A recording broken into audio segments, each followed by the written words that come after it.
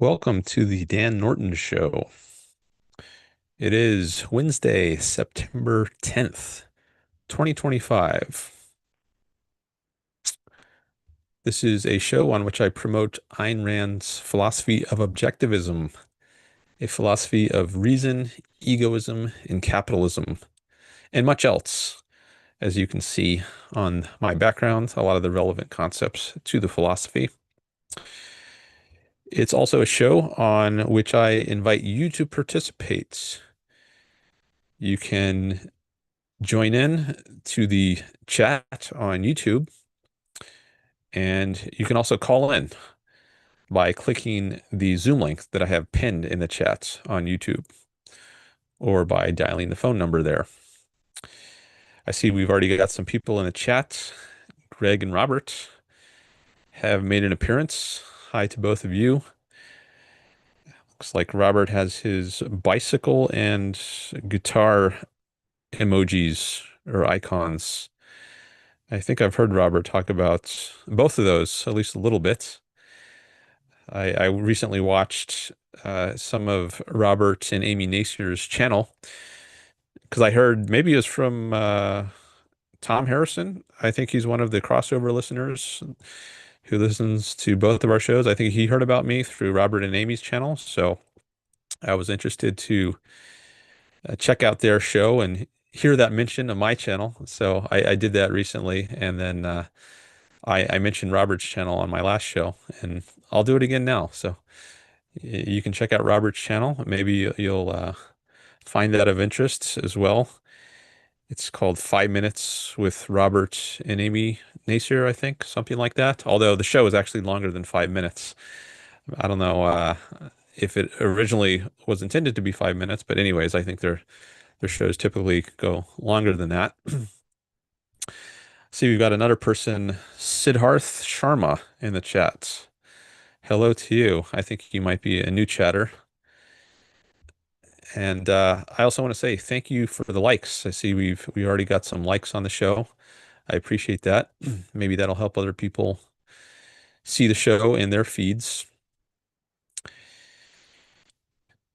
So let's see. What should we talk about today? It's up to you. If you all want to raise topics, I want to give priority to the topics that you all want to discuss. I do have some things I could talk about, but I want to give priority to people who are here live. So if there's any topics you want me to talk about or that you want to discuss with me or debate with me, feel free to just raise it in the chat. And you can also call in. And now is a good time to do that because you don't have much competition. You can be the first one to propose a topic and get us started. Whereas later, there might be uh, a bunch of other topics people have raised. So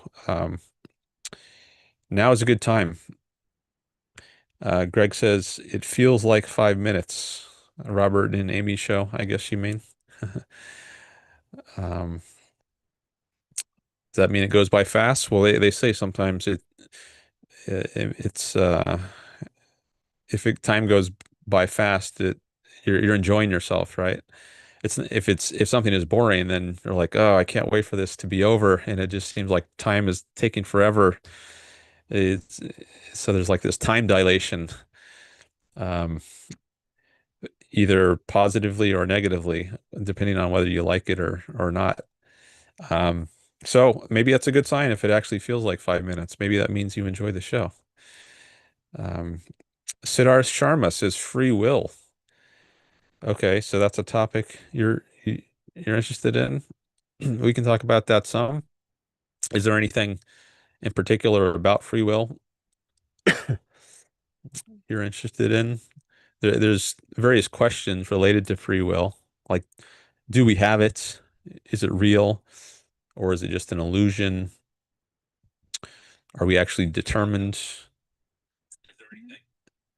Are we deterministic beings who maybe seem like we have free will from the inside, but we actually don't? Um, but there's other questions you could ask about free will too, like exactly what does our choice consist in if we do have choice? Ayn Rand has a distinctive view on that. And I've talked about that some in the past, but I'd be interested to hear more specifically, or you could also tell me what your view is on free will, Siddharth, and maybe I could react to that if you do have a view. Let's see. RW is here. Hello. He says Charlie Kirk was just shot and it doesn't look good. Terrible news, so sad. Oh no. Jeez. And I want to Google that. That would be very big news. Um, if that actually happens. I'm just Googling Charlie Kirk. Oh no. It says Charlie Kirk shot at event in Utah. Conservative activist Charlie Kirk has been shot at an event at Utah Valley University. That's terrible. I'm sorry to hear that. That is not good. And it doesn't matter what your political views are, whether you agree with him or not. Um, shooting someone is not good. Someone who is spreading his views without force. He talks to people at universities sometimes, so that's really bad. Sorry to hear that. Uh, well, um, I don't know how that's going to affect this show. I've never had breaking news like that appear in my chat. So I'm not sure how that's going to affect things. I don't really have an agenda like of pre-established topics that I have to talk about, so it doesn't like mess up my plans necessarily. We could talk about it, but I just I haven't learned much about it. I've just read what I saw when I just Google searched it right now. That's all I know about it. Um, and sometimes it's hard to shift over to other topics if some big news just breaks, because there's a psychological shift that you need to make sometimes, which could be difficult. So I hope he's going to be okay, but that's really terrible. It reminded me of when Trump was shot at in the he was in 20 summer 2024, I think. He was and it hit his ear. The bullet hit his ear. Also bad. I think assassination is not the way to deal with your political opponents, um, unless they're like a dictator. Maybe you could argue, but America is not a dictatorship. Um, even if we are headed in that direction, we are not at that point yet where we've lost all our rights and there's nothing we can do. We still have freedom of speech. I'm exercising it right now. So there are still avenues for changing people's minds, peaceful avenues of changing people's minds and trying to steer the country in a better direction. We have the First Amendment. We can speak our minds. The marketplace of ideas is still open and available to us, and that is what we should use in order to um, affect political change. I don't know if this was a politically motivated incident, if this was just some crazy person who wanted fame and attention, or what. I know almost nothing about it, but if it is politically motivated, what I'm saying is that the way to affect political change is through exercising your right to free speech. It's not to resort to initiating force against other people. We should be thankful that we still have free speech in this country, um, and that we can exercise that as an option, and we don't have to resort to violence. Um, so that's really bad. Um,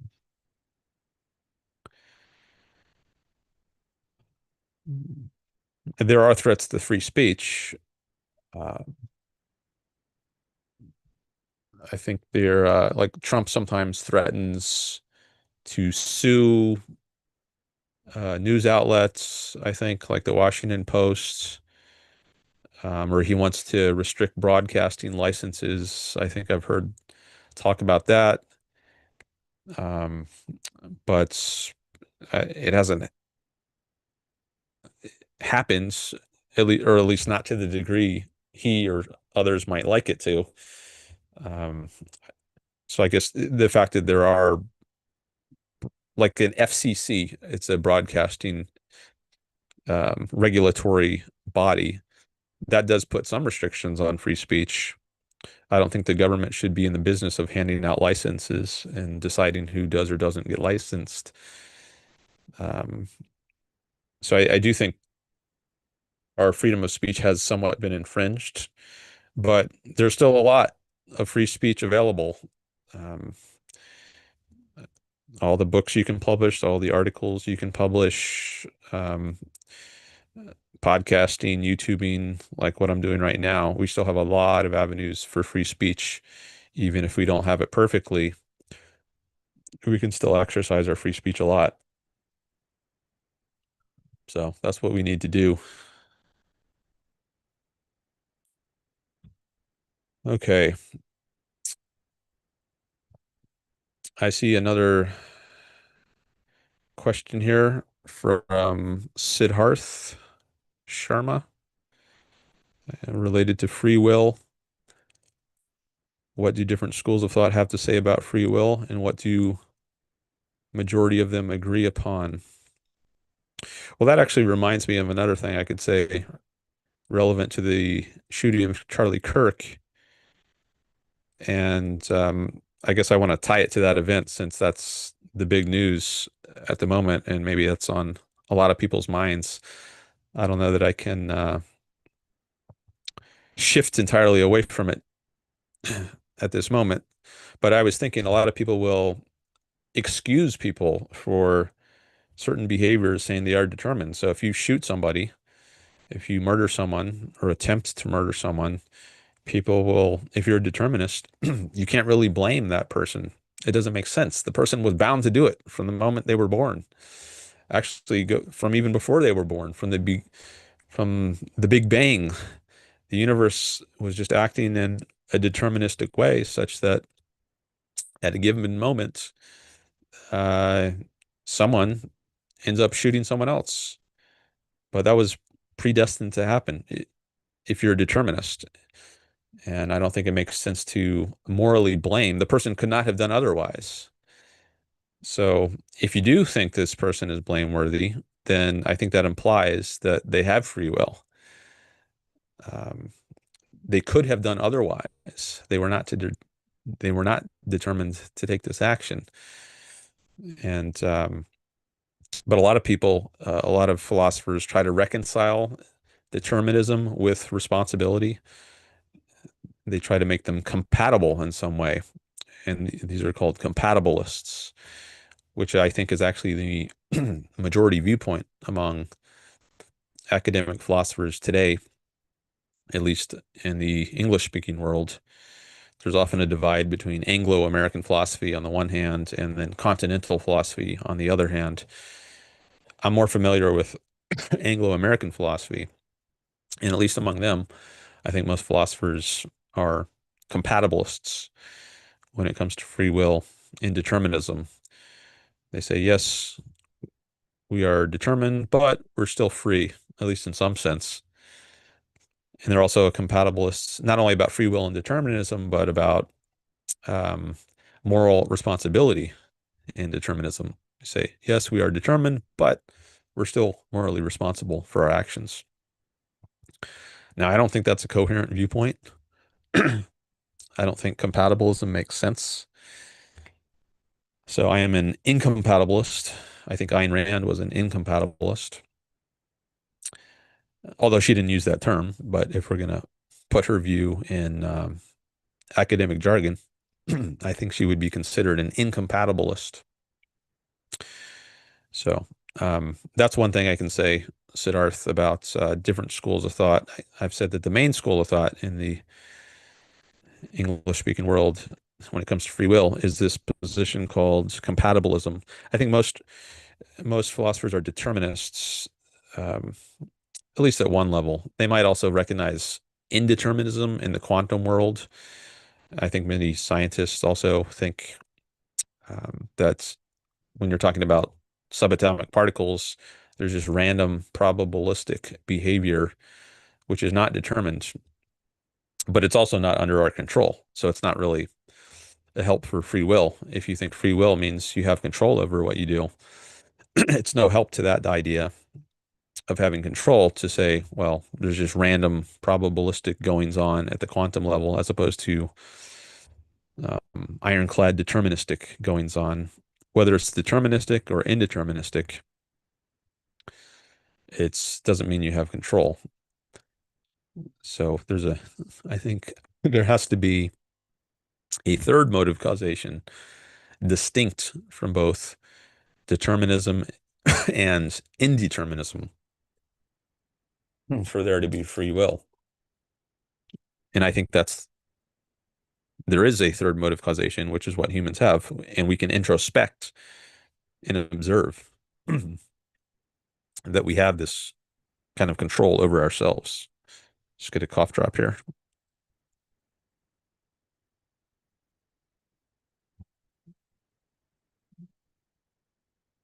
So there's a little in response to Siddharth's comments or question about free will. Feel free to follow up on that if you want me to elaborate on anything I said.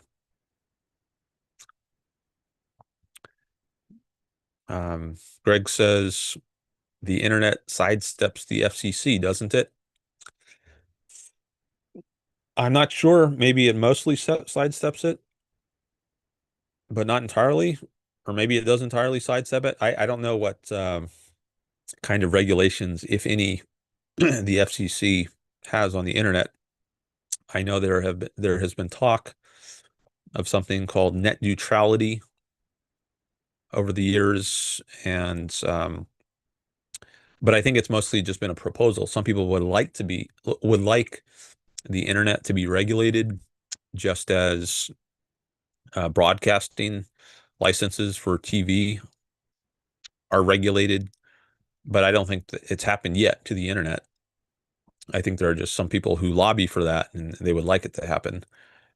But I think there are certain restrictions on certain kinds of content like pornography. I think maybe there has to be some kind of age verification or some kind of screening so that it's not accessible to minors. There might be some rules already in place like that. I don't know if those are imposed by a government or if those are just private rules. I don't know. But I do think there is more freedom on the internet now than there is on TV or radio. Sharma says, thanks for the answer. Oh, sorry, Siddharth Sharma says, thanks for the answer and pronouncing my name correctly. LOL. You're welcome. Your name is very close to Siddhartha, which is a book I read. I guess that was the name of the Buddha before he was called the Buddha, Siddhartha. And your name is like that, except it doesn't have an A on the end of it. So I guess maybe and I read the book Siddhartha when I was in high school. So I heard the name many times, and maybe that helped me know how to pronounce your name. I'm going to take a quick look at your channel, Siddharth. Oh, there you are. Okay. Is this your first time here? I don't know if I've seen you here before.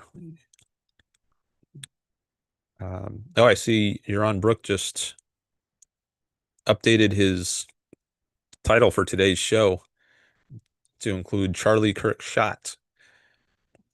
I saw that Yaron Brook, who is another objectivist podcaster, he's he had a show scheduled to start 5 minutes ago, actually, at 12:30 p.m. Pacific time.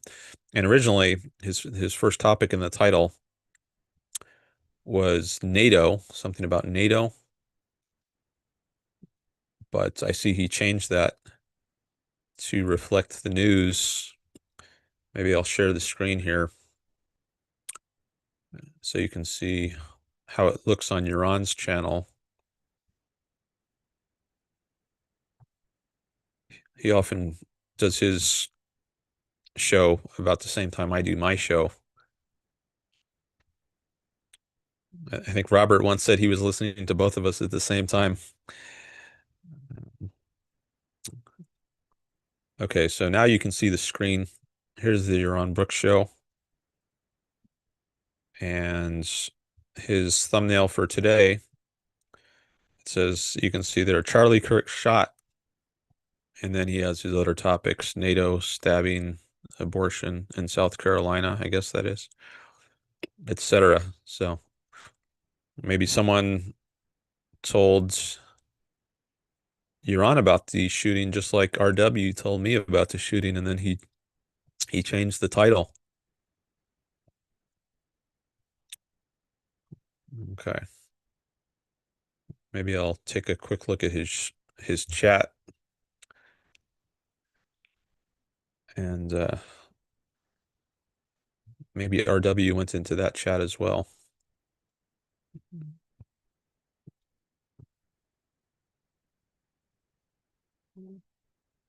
I'm just looking to see if I see anything in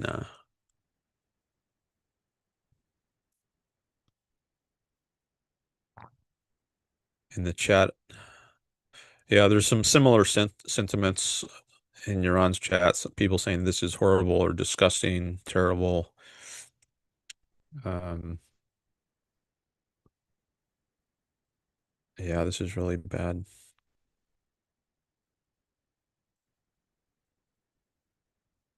Huh.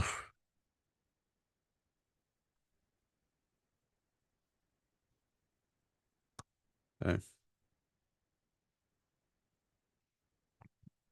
All right, let me come back to my chat. Siddharth says, just found my stream randomly. Okay. I guess the maybe the YouTube algorithm suggested it to you because you watch some similar content, maybe stuff about philosophy or debates. Sometimes I have debates. And I see we have Amog Vasishta. Hello. Although he retracted his message, so I don't know what he said. But anyways, there's another new person in the chat. Greg says NATO had gotten involved with the Ukraine fiasco last night. Oh, okay. I know there's been talk about Ukraine maybe joining NATO, but I hadn't heard the latest news about that. So maybe I'll listen to Yaron's show after my show, and then maybe I'll get updated that way.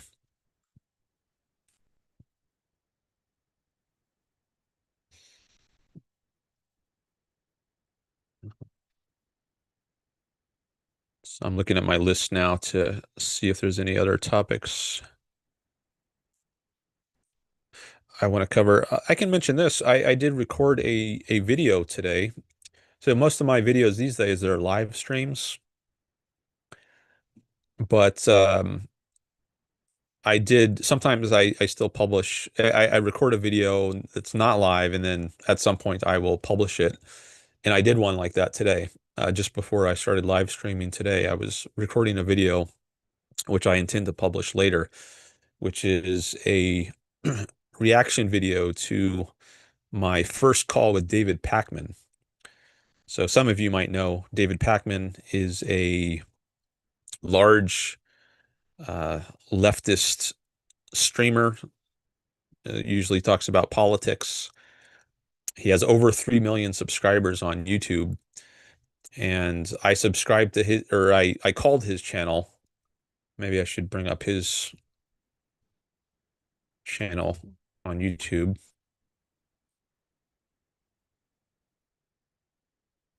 and then share that.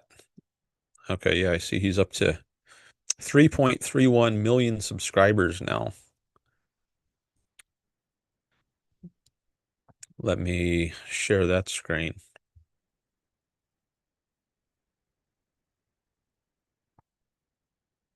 Okay, now you can see it.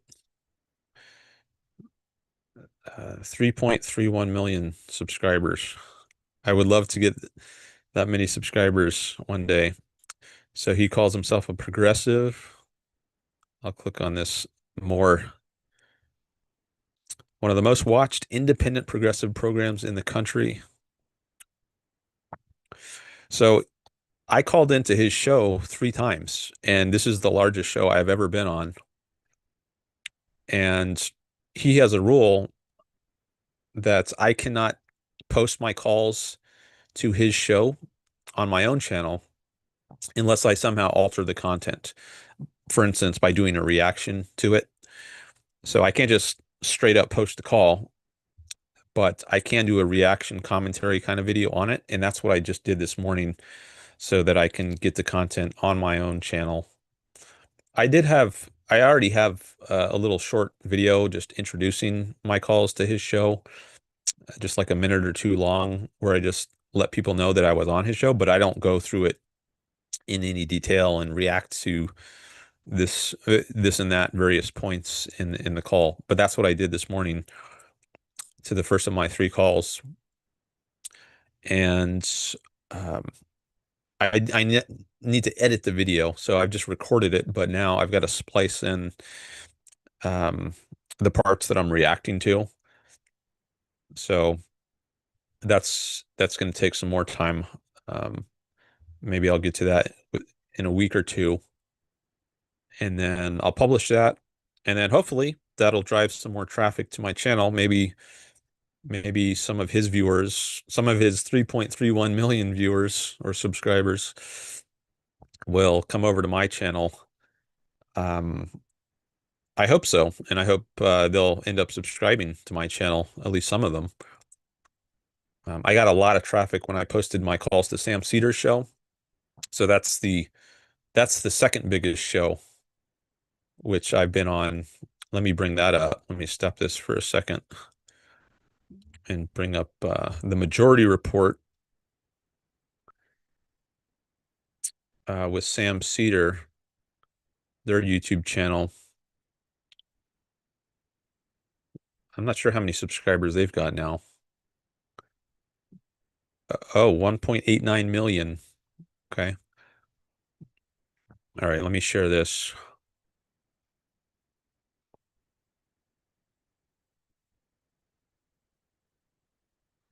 Okay, so there is the Majority Report's YouTube channel.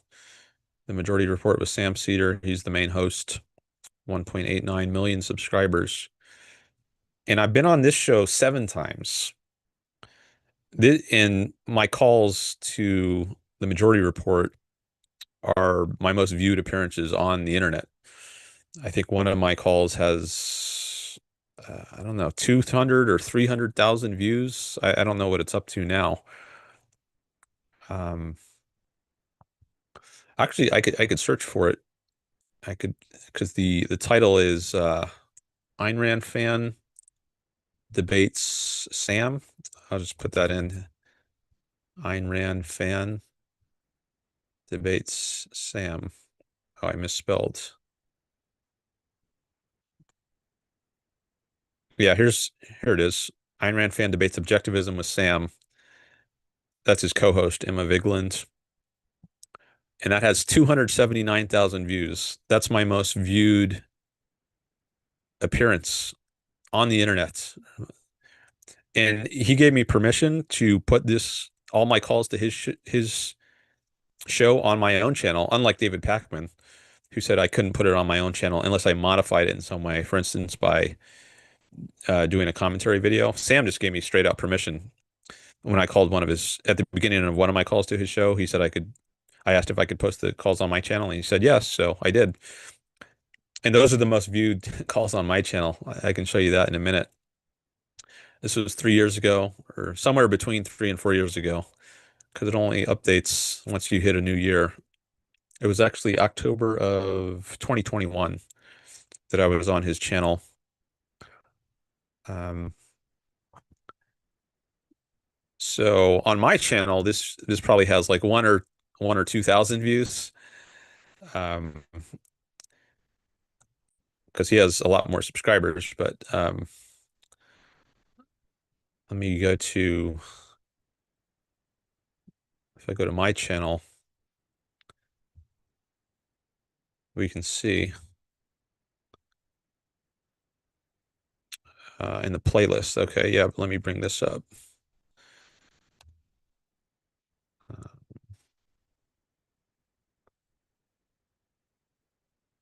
All right, so here's my channel, and up to 941 subscribers, working my way up to 1,000, thanks to all of you who have subscribed.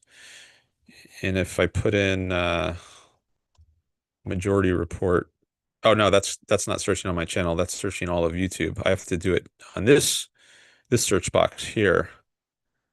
If I put in majority report, oh, actually, no, I don't need to put it in there. I'll just, because I have a playlist for it. Let me just go to the playlists, and here's various playlists. Okay, here's my majority report playlist.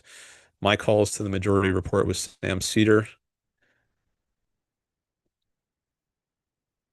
So there's one of the calls. So all of these, here's my first call.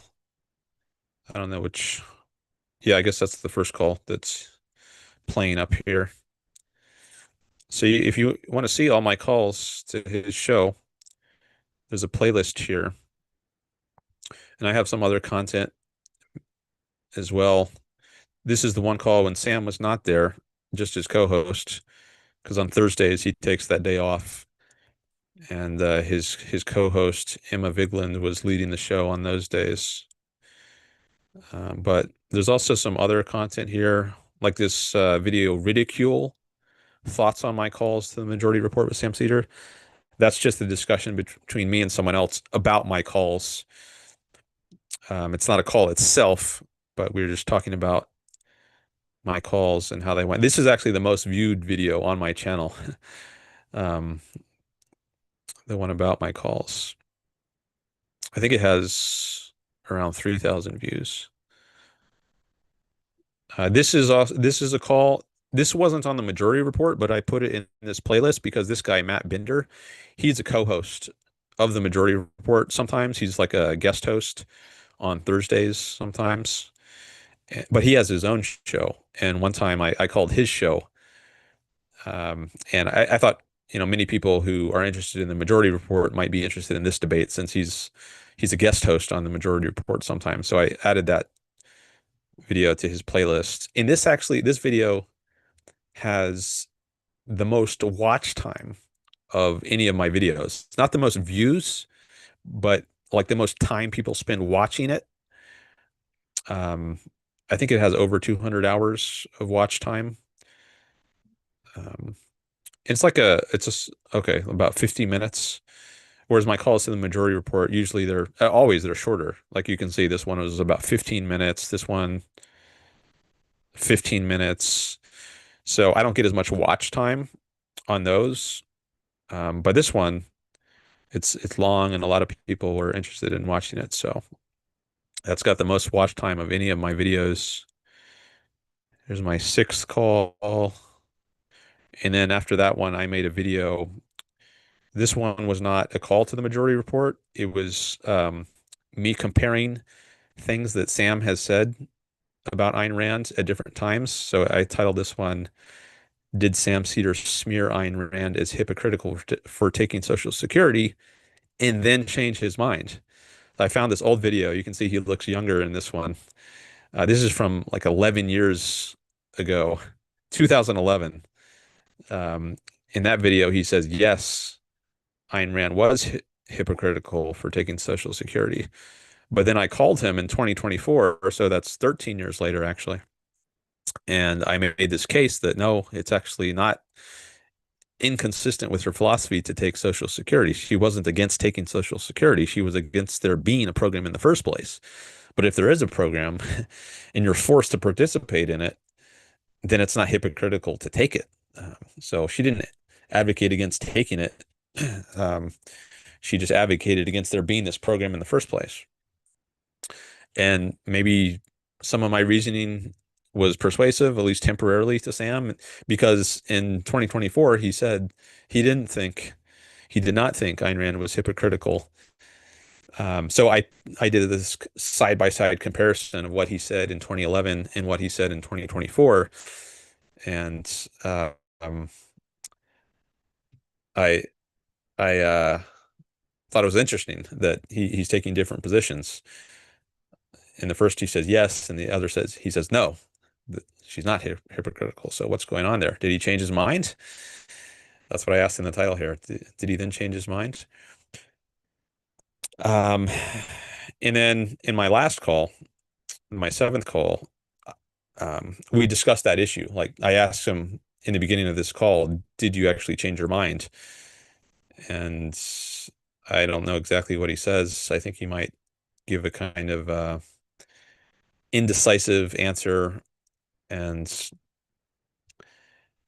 you can listen to that and hear how it goes. But um, that was my last call so far, and maybe forever. I don't know if I'm gonna do another call.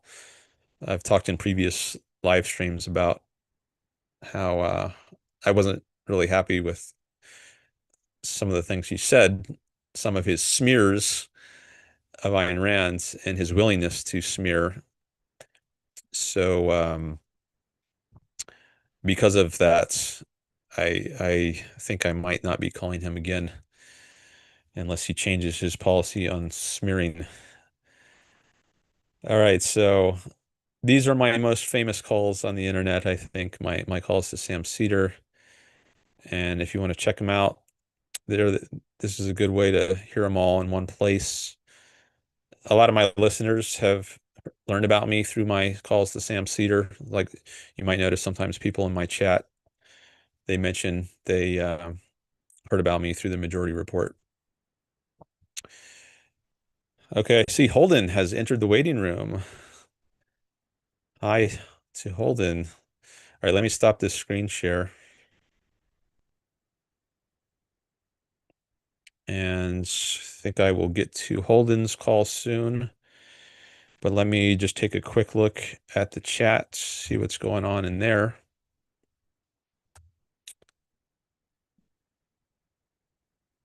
Thanks for the likes on the stream. See, we got some more there and a few more comments. Yash Wardon Sable is a new person in the chat. Do you think the West is in decline? If so, then who is ascending? He asks. Do you believe in panpsychism? Uh, okay. Holden says, I can join if you are cool with that. Yes, I am cool with that. I'll get to you shortly, Holden. I just wanted to catch up in the chat before I take a call.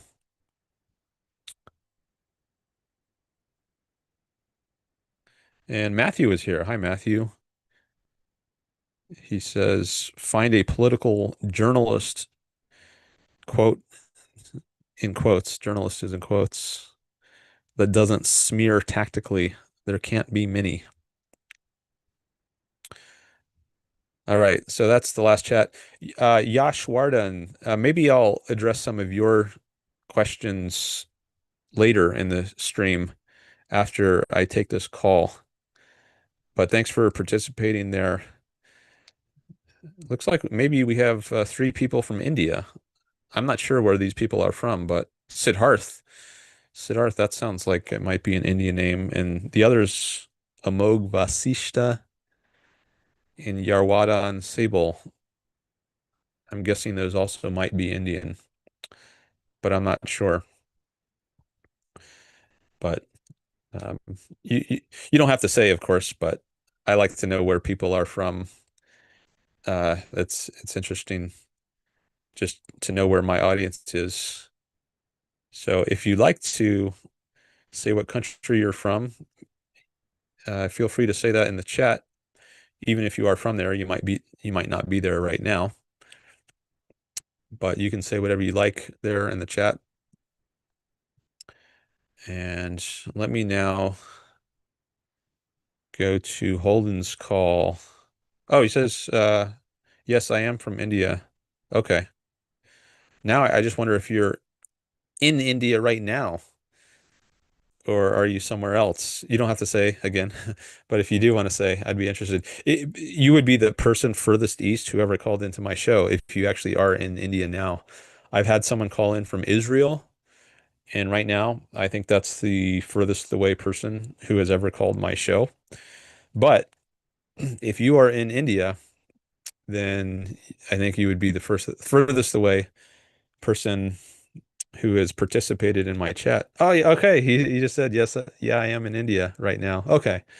All right. So we've set a new record for geographic distance from me. I'm on Pacific Coast in the U.S. So you are the farthest away east who has ever been in my chat, at least that I've known about. Maybe there have been some people. Actually, someone called me from Japan. Never mind. I just remembered in one of my early live streams, someone called me from Japan. Okay. So I guess you're the second furthest away. Anyway, welcome to the show, and maybe I'll get your questions later. Feel free to remind me if I don't get to them for a while after the call. All right, so let me make sure my Zoom settings are correct so that I can be ready for Holden. I had two calls with Holden on this show. He called in a few shows ago. I think 3 shows ago was his first call, and he had not read Ayn Rand yet, but he knew about Ayn Rand, and he had been listening to the Yaron Brook show, and I heard about him through there, as well as I heard about his debate with Charlie Kirk. Oh, geez, there's another connection, which I didn't even make until just now with the news. So if you haven't heard yet, Charlie Kirk, conservative commentator, was shot at an event in Utah. And I guess he was maybe speaking with college students there, and he was shot just today, I think. And the news broke in my chats to me. That's where I heard about it first. And Holden actually, I mean, let me bring on Holden now, and we can talk about this with him here. I saw Holden in an event with Charlie Kirk. That's how I first heard about Holden. So let me admit him now. And I'm going to have to give him permission to show his video. I think I have to ask him to unmute. I thought I gave him the power to unmute himself. Okay, yeah, he's unmuted. Hi, Yeah. Holden. Okay, cool. Okay. Yeah, you just gotta get the video on your end if you Yeah, but yeah, let me make a change just a sec and start. Okay, now you should be able to start your video. cool. Yeah, All so right. yeah. Welcome back. Thank you, thank you. Yeah, I mean, you were just talking about Charlie Kirk and just saw the video. and it's not good, man. Like it's really bad. He got shot like right here, Oh man. and like it's just blood pouring out, and he just went like so. Oh, It's terrible. geez. Like yeah. So yeah. Yeah, that's I'm sorry to hear that. Yeah, I didn't know any of the details about like how he was shot, but that sounds serious. So yeah, Yeah, he's sorry probably to be done. He's probably done. Is uh, but yeah, it's terrible. okay. Well, that's very sad news. Hopefully the doctors can keep him alive.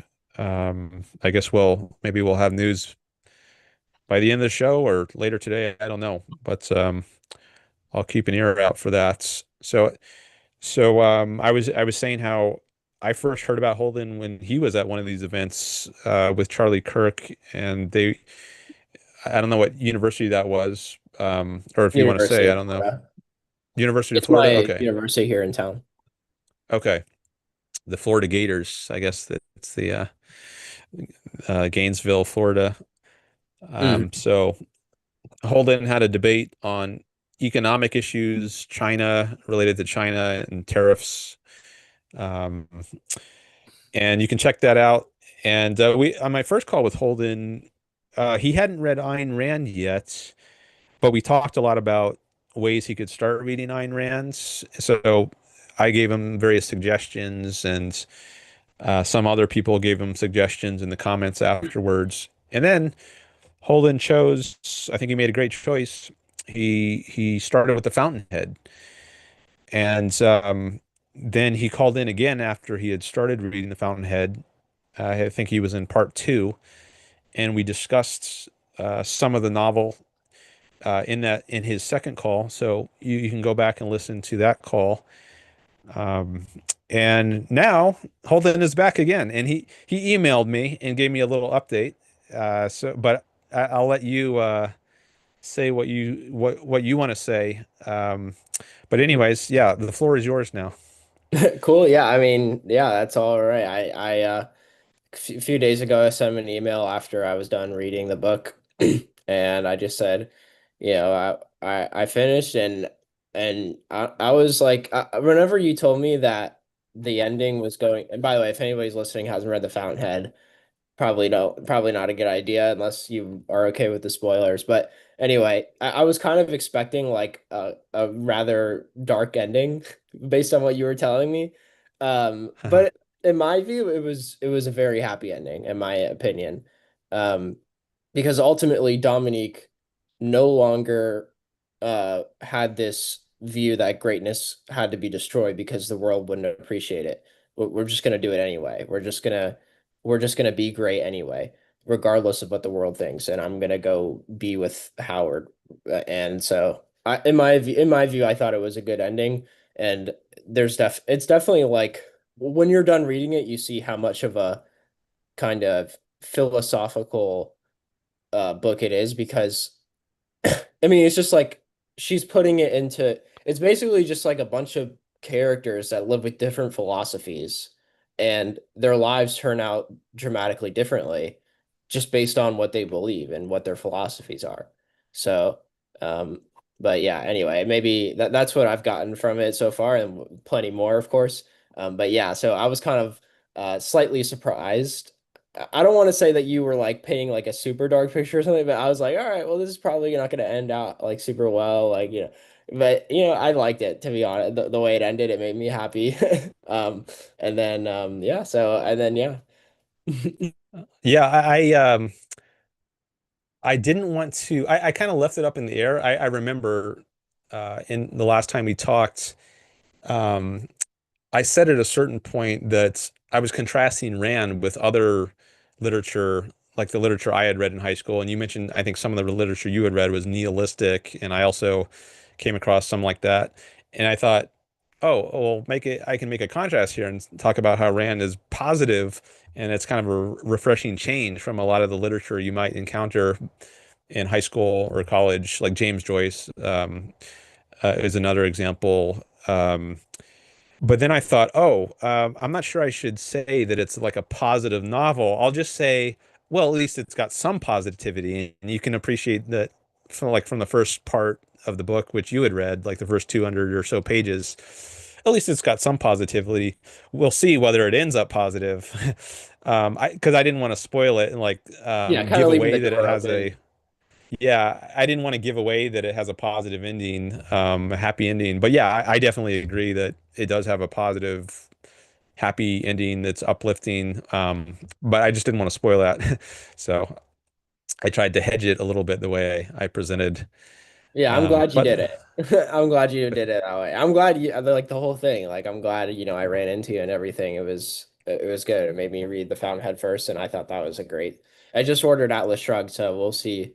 But I'm also reading The Wealth of Nations right now. So oh, okay. it's over 1,000 pages. So it might take me a second to get to Atlas Shrugged, but who knows? I might just start opening a book and just start reading it. Who knows what's gonna happen?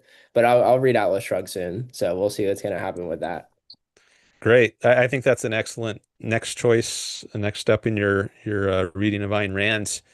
Wealth of Nations. Yeah, I'd like to read that someday. I actually did read the very first chapter of it one day. I just went to a bookstore and I was curious, so I read. I Mm, think I just read the first chapter, um, and it was very interesting. I'd love to read more of it someday. It's just I got so many things to read, sure. Yeah, but I'm doing an econ club right now for my school.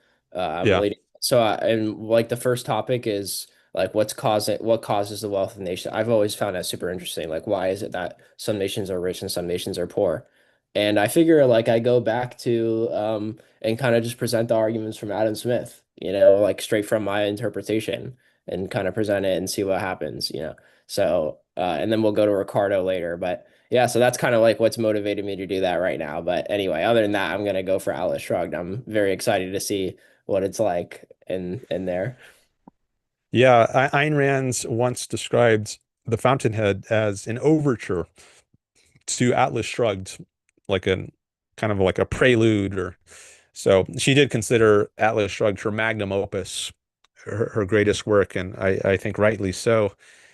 So yeah, I'm excited again for you to get to that. And actually, you reminded me of a comment that someone left. I don't know if you saw it, but on our last conversation on YouTube, someone left a comment which I thought was really nice. So I'm actually going to do a screen share of that so other people can see that as well.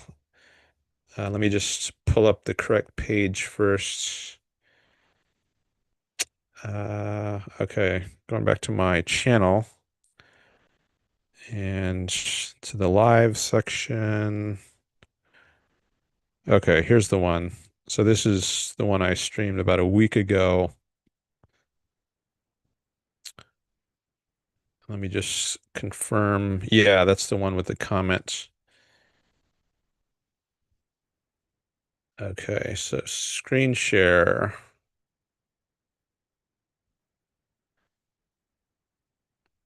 Okay, now you can see it.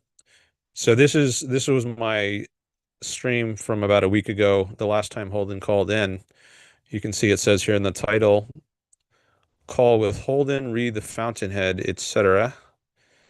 Mostly we talked about the Fountainhead. But if I go all the way to the bottom to the comments, there was one here by this person, Paul Tech 556, and he says, uh, I'll just read the whole thing. Thank you for hosting Holden and helping him on his journey with Ayn Rand. Great conversation. It evoked happy memories of my first reading of her works starting 50 years ago with The Fountainhead. I should add that I think that he made the optimum choice by starting with The Fountainhead. Ayn Rand called it an overture to Atlas Shrugged, and after reading Atlas, I can see why. And then I'll read his second paragraph here. Um, yeah, I'll read that now.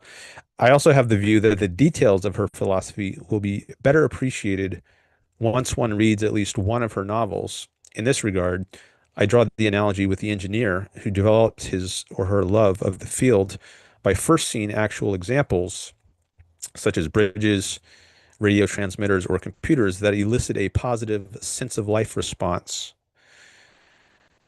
She talks about sense of life in her in her novel or her book Romantic Manifesto. It's one of her nonfiction collections of essays. So maybe one day you'll read that one and learn more about sense of life.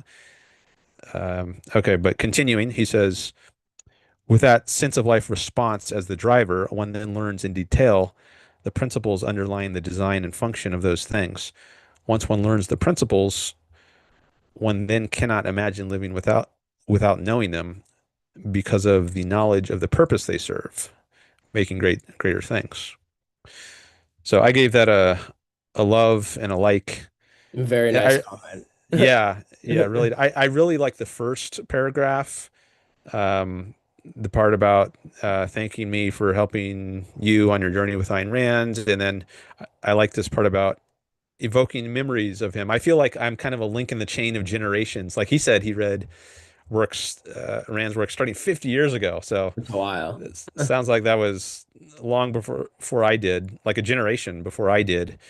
And it's like a passing of the torch in a way of interest in Ayn Rand. I'm not like predicting your destiny or anything, but just there's a Yeah. linkage of generations here, um, which I really like that aspect of it. And I do definitely agree with what he says here. I should add that I think he made the optimum choice by starting with the Fountainhead. Yeah, I think that was a really good choice. And then I replied to it. I said, thank you for the lovely comments. Great to hear. It might be my favorite comment of all time on my channel. I Mm. especially like the first few sentences of what he wrote. And then he thanked me for that. It was my pleasure. So I thought that was a really good comments and wanted to share that. Let me I'll stop the screen share now. Yeah, it's like a, yeah, 50 years ago, I remember reading The Fountainhead. I mean, that's cool. Um, yeah. Yeah, it came out in 43, so 50 years ago, what would that be? We're now 25. So 75, 1975, I guess, is when he read, well, I don't know if it's The Fountainhead in particular, but maybe that's when he started reading Ayn Rand. So I guess that's still a generation away from when the book was published. Um, Mhm. anyways, So there were some generation ahead of him, maybe having some similar conversation. yeah, like four or five generations back to the first readers. I guess objectivism, like the objectivist like philosophy is the ideas are so like contrarian and so different from the culture that like even though it's been 1943, that's like what 80 something years, Two? like 82 years, that's like you know that's not that big in the grand scheme of things if you think about like your guys' mission is to like change the culture to where like they accept your philosophy or whatever. Like maybe do you agree with me or maybe not? Like, because like you like if you really think about like all the ideas that you'd have to get like all these billions of people to accept, it's like just like mind bending how much that would change the world. So doing Yeah. that even an 80-year period is like crazy. Yeah, if you think about like historical periods like the Middle Ages, it lasted for 1,000 years. Um, and there's this gradual transition through the Renaissance and the Reformation, the Age of Enlightenment, and there was I guess, an increasingly Aristotelian sort of philosophy dominating the culture. But like the founding of the United States, if you want to use 1776 as the date of that, that took centuries from the rediscovery of Aristotle's philosophy in the late Middle Ages. Um, Now we do have tools like the internet, which didn't exist uh, centuries ago, so that might help speed up the transition. Um, but still, it's going to take some time. It's not something that happens overnight. And people. I think one of the things that makes it take longer is the sort of education people are raised with. I think a lot of people, their um, their early education is very poor, and then once they get to someone like Ayn Rand, they can't really process it. And it makes it much harder. Like I used to tutor kids. That was one of the jobs I used to do. And I remember I had some kids who were in middle school and they couldn't even read or do basic arithmetic. They didn't learn these basic skills. And if so, now and then you hear horror stories about public education and how poorly educated kids are, and they graduate from high school and they still can't identify like where France is on a map or something. And I think U.S. often comes in very low on um, rankings of countries in terms of like how educated students are. So I think American education has been awful for a long time. And so even if a lot of people are exposed to Ayn Rand, they can't really process it in a way. And I think that's a barrier that's hard to overcome. And that's one thing that makes it take longer. So there Yeah, are some definitely. objectives. Yeah, go Yeah, ahead. it's like the public school system. Like it's like if it was entrepreneurs like in charge of, or that we're providing it, you could just imagine like how much different things would be. But yeah, I mean, it's yeah, it's quite unfortunate. Like I was just talking about this like in my or something similar like in my I'm in this like Mises book club or whatever, and we were talking about like they were asked like why is it that people don't like accept like capitalism or whatever, and I was like or like it was progressive taxation, like why is it that people are in favor of progressive taxation, and I said, well, I think it's I want to answer because I was like I think it goes down to like they're not able to see the counterfactual, like they're not able to see like, well, if we didn't have corporate income taxes and we didn't have tariffs and we didn't have income taxes and the government didn't spend 40% of GDP, like we would just be so much, we'd be incomprehensibly richer than we are today if we didn't have those things. Like an economist could very easily see that, like how much richer we would be. Or someone who like, sees like how much total product is reduced with these taxes. Like it's very easy to like see over time like how monumental the foregone accumulation of capital is. But just like to any other person, they're like, oh yeah, well they have too much money or whatever it is. Like they don't see like how if surely if there was like world B where they could see like the counterfactual, they'd be like, yeah, I'd prefer to live in world B, but they can't see that counterfactual. And then I also said it's bad ethics, I think, or like they just want there's kind of like this like kind of the Randian answer is like the producers like there's not a respect for them. So the producers of society, but I think if even if like if they saw point, if they saw point A, point B, like the direct comparison, they would obviously choose point B. They just can't see that in their brains. It's like the seen and the unseen. Like I don't know if you know Bastiat, but he was famous for that.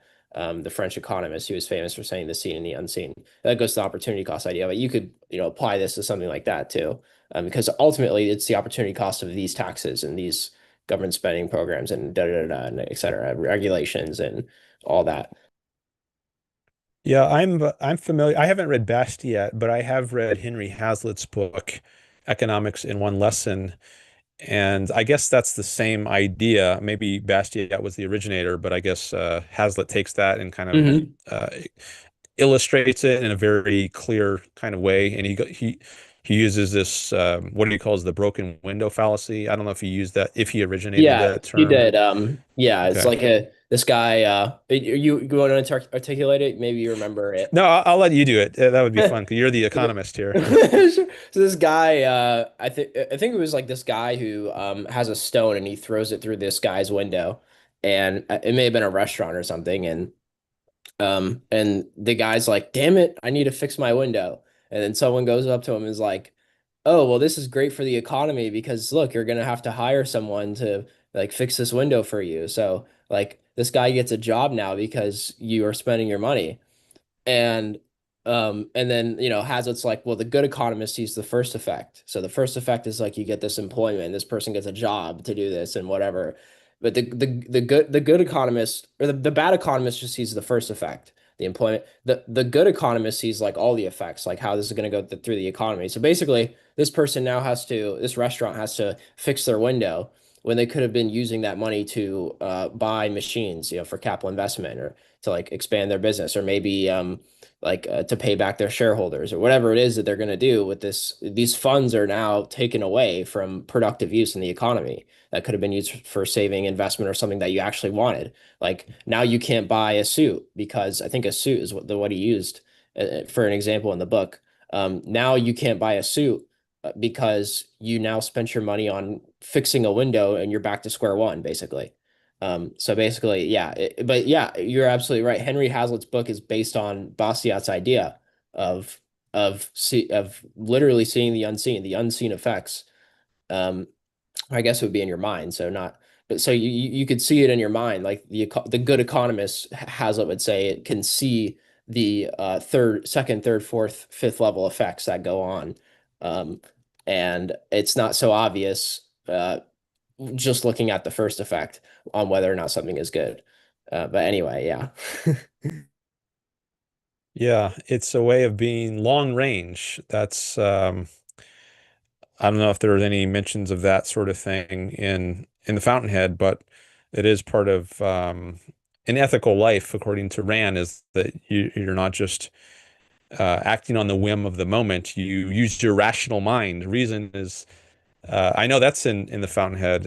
Reason is man's basic tool of survival. And from the, what's that line from the uh, highest religious abstraction to the sky, from the wheel to the skyscraper. Everything man has and everything comes from the use of his reasoning minds.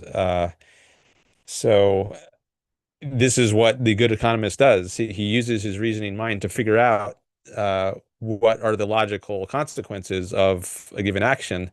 Whereas if you're unthinking, if you just are stuck on the perceptual level, like the animals, they don't have a rational faculty to use and to project what are the ripple effects of the immediate uh, behaviors. But a rational animal, Aristotle defined man as the rational animal.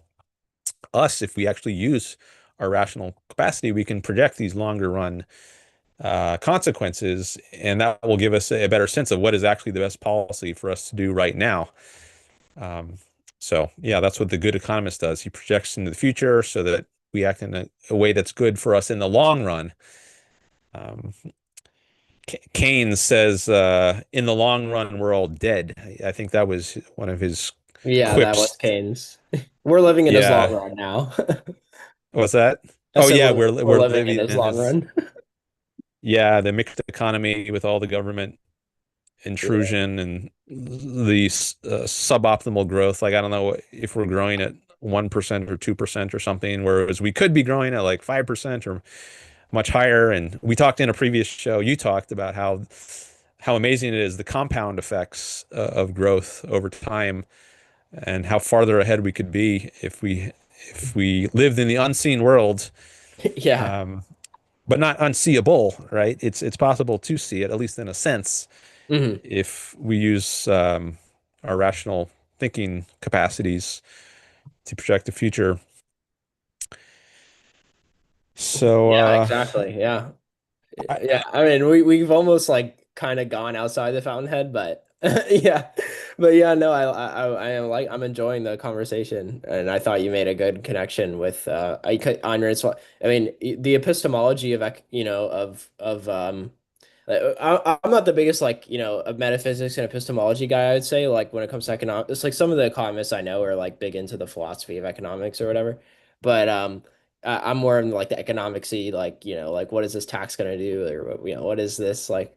But it is important, like basically like um the epistemology is like really, if reason, is like, I guess, Ayn Rand's like basically, right, epistemology is reason, is man's tool for acquiring knowledge, which is like really important, obviously if you want to be a good economist, you have to be able to think logically about the consequences. I mean, probably good anything in the sciences to acquire mhm. knowledge. So um Yeah, it's man's means of survival. It's not just, an economist's tool or a scientist's tool, but it's man's tool. It's human beings' tool. It's universal to the species. But and that's emphasized in Rourke's speech. He talks about um, in the end of the novel, spoiler, there's a speech. We gave you a warning. Holden gave you a warning. There might be some spoilers here. Rourke gives a speech, and in that speech, he talks about reason, the faculty of reason being man's basic tool of survival. But getting back to the Fountainhead, somewhat, I'm curious to hear a bit more about what reaction you might have had just to the book as a whole. I know you did say some things about like the you found the ending to be positive or a happy ending. But is there anything else you want to add about your reaction? Yeah, I mean, well, first, well, I guess like speaking, you just brought up like Howard's speech or whatever, and when I was reading it, I honestly thought I was like very I was like kind of emotional. I'm not really like an emotional person generally, but like I was kind of emotional when I was reading it, um, and then I honestly thought he was gonna lose the case. Like that's what I thought was gonna happen, but he ended up winning, of course. Not guilty, I guess. Um and for blowing up the building, you know, obviously the Corlin. And that's just like whenever he blew up the building, I was just, and then had Dominique do that, that was like this dude's just crazy. Like, but you know, he's like, all right, it's not designed how I want it. But yeah, basically, yeah, I guess like so whenever that happened, I reacted positively, and then the way it ended was like, you know, Dominique and Howard on the top of the building, and it kind of like reminded me of the start of the book when Howard was in like this like place that was by himself naked on top of like this uh giant, like I think it was like granite or something, like you know, like on top of this thing, you know, Cliff. it was a cliff, yeah. This big old cliff that he was on top of, and he was jumping in the water, you know, naked, everything. Like he was just kind of Howard, right? And on kind of like, and I thought that was cool. It was kind of like I like the ending. It kind of flowed well, I thought. And then Gail was like the most interesting character to me, honestly. Like I like Gail, like we didn't I knew almost nothing about him for so long, and then they go over his like his Ayn Rand talks about like him growing up and how he like took over a gang at 12 years old. And like he's like this just like I mean, he's clearly a super smart guy. Like, you know, he knew like he was completely self-educated and knew like he was clearly much sharper than his classmates and and uh he basically like taught himself fully. He was only in school for like a minute and he was too much of a prick to deal with for the teachers. And he was like this really like, you know, taking over a gang at 12, like I said, like that's just crazy stuff. And ended up like coming from nothing and being this insanely rich person. And uh and then yeah, but he can appreciate one of the things I really that was really interesting about Gail, and it's probably why Howard and Gail connected, was because he could appreciate the good things in the world, but he didn't believe in the incorruptibility of men. And so he kind of had this like he kind of compromised on his values and just gave people what they wanted essentially. And that's where the banner came out and did what they did. And yeah, basically, I don't want to like talk about the entire thing for no reason, but basically, I just thought he was a complex character. Like I couldn't say he was like good or bad, really. He was corrupted, but he was also like, you know, with his out like he could there was more to say about him, you know, like he's a super brilliant guy and he's got too much of a lust for power and you know, but he's like super interesting as a person and you could see, yeah. Anyway, um, I don't know. Gail, I like Gail a lot. Yeah, and Rourke liked them too. Howard Rourke. They were friends. Um, I don't know if maybe best friends because he does have other friends in the novel like Mike, who you mentioned before, but he was very close with Gail and I think very saddened by his ending, but in a way it was I guess kind of inevitable given the choices he had made in his life. And I think some people had asked Ayn Rand like, why did it have to end that way? Like, couldn't you have saved Gail? But I think in her view, just given the logic of the plot, um, he had to face the fate He he kind of chose did. it that way. I mean, like he's like, I'm kind of like, at the end, he did like have Howard build his, his next building, like of course, right, like the big old Wynand building, that he wanted. But he chose to live the way he did, right? Like, I would have more sympathy for him. He chose to like publicly. He was going on principle. Remember whenever he was like in favor of Howard, like publicly defending Howard for blowing up the Cortland building. Um, and then he stopped doing it because he was losing advertisers and customers and readers and all that stuff. And then and then he didn't want to deal with it anymore. He's like, fuck it. Like, I have to stop. And then, stops talking to Howard and everything. So, anyway. Yeah, his whole life was built around uh, placating or appeasing the masses with his publication, The Banner. So I think he was based, or at least in partly based, inspired by the real life publisher William Randolph Hearst, who I think was a major publisher around the turn of the century, turn of the 20th century, around 1900, and maybe he was associated with like sensationalism, yellow journalism, I think they called it. Um, so just giving the people whatever they want, regardless of whether it's true, that's not the paramount consideration. It's just feed the masses the tabloid kind of news that's going to make them buy your papers, and you can get very rich that way, but you're kind of giving away your soul. Now you're audience captured, to use a term that I hear sometimes these days. You're kind of slavish to your audience. Now you're in a position, you put yourself in a position where the only way for you to have your riches is to give them this slop, low quality tabloid kind of news, and that's now you're beholden to them. And then if you find a better type of person in your life, like Howard Rourke, then you might find yourself in a conflict now, because everything your life is built on is different than what this truly heroic person of good character stands for. And so he finds himself in a conflict, and there's not really a good way to reconcile it. So I won't give away all the details, in case anyone wants to read it without having it totally spoiled. But anyways, yeah, he is a really interesting character. Likewise, Dominique, she's kind of a complicated character who I think you remarked last time. It's a little hard to understand what's going on with her. Um, but it all gets resolved in the end, for better or worse.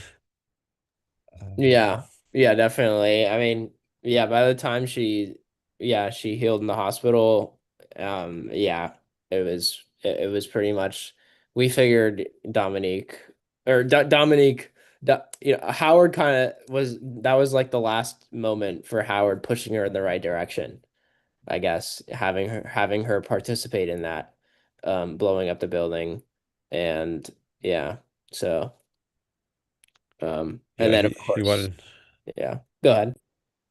he wanted her to be there for that moment. Um, I'm not sure exactly why, but I guess it's more powerful to see it than to just hear about it later.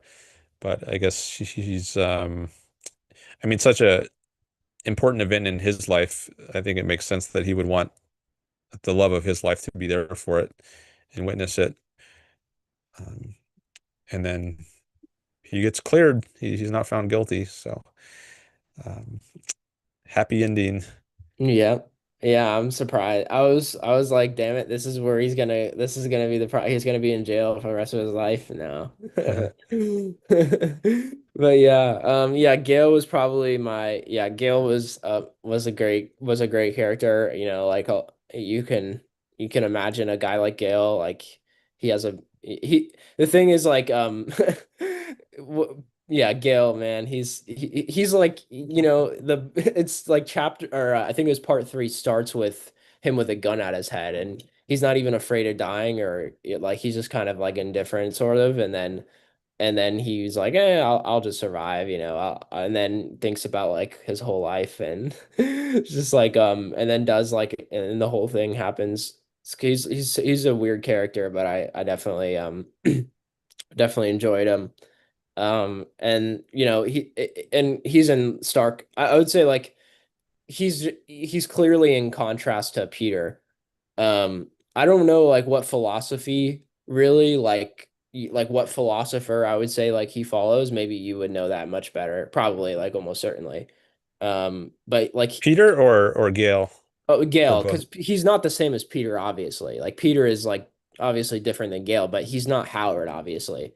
So I don't know like what philosopher you would say he's kind of like the embodiment of. Well, Nietzsche just came to mind. His will to power. I'm not Uh, very familiar with Nietzsche himself, but I've heard some about him. And uh, the guy who tries to get power over others is, I don't know if that's, I mean, Nietzsche talks about the Übermensch or Overman, and I think some people see in the Übermensch a inspiration for dictators, like maybe like Mussolini or Hitler. mhm, And now Wynand is not really a political figure in the way that Mussolini or Hitler is, but he is concerned with getting some kind of power over others. So maybe Nietzsche could be considered a philosophical archetype, um, mhm, who Wynand sort of embodies, um, in who I don't think Peter would really embody, because he's really not concerned with getting power over others. It's more like getting their approval. It's a different kind of dynamic. It's like getting prestige, being seen by others mhm. as good. Um, yeah, I mean they're both concerned with others, but in somewhat different ways. I don't know that I've exactly put my finger on it, but I guess Peter doesn't strike me as Nietzschean as Gail does. Right.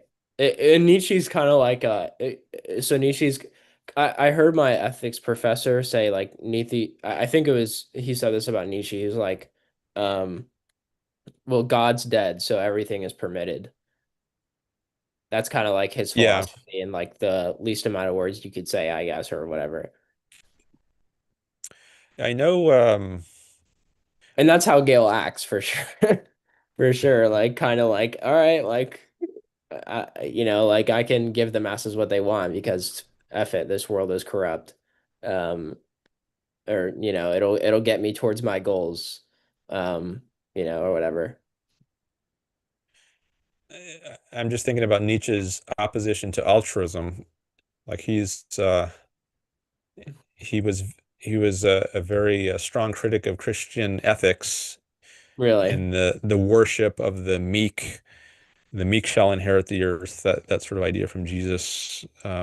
Hmm. I think he saw that as kind of sucker morality, like it's, um, for people, who've kind of given up on what's really worth having in life. They just, adopt this meek, humble sort of attitude rather than making their own lives, making themselves proud and proud of the kind of person they are. Um, s- I was thinking of that in connection with the God is dead quote. I'm not sure, what kind of relation there might be there.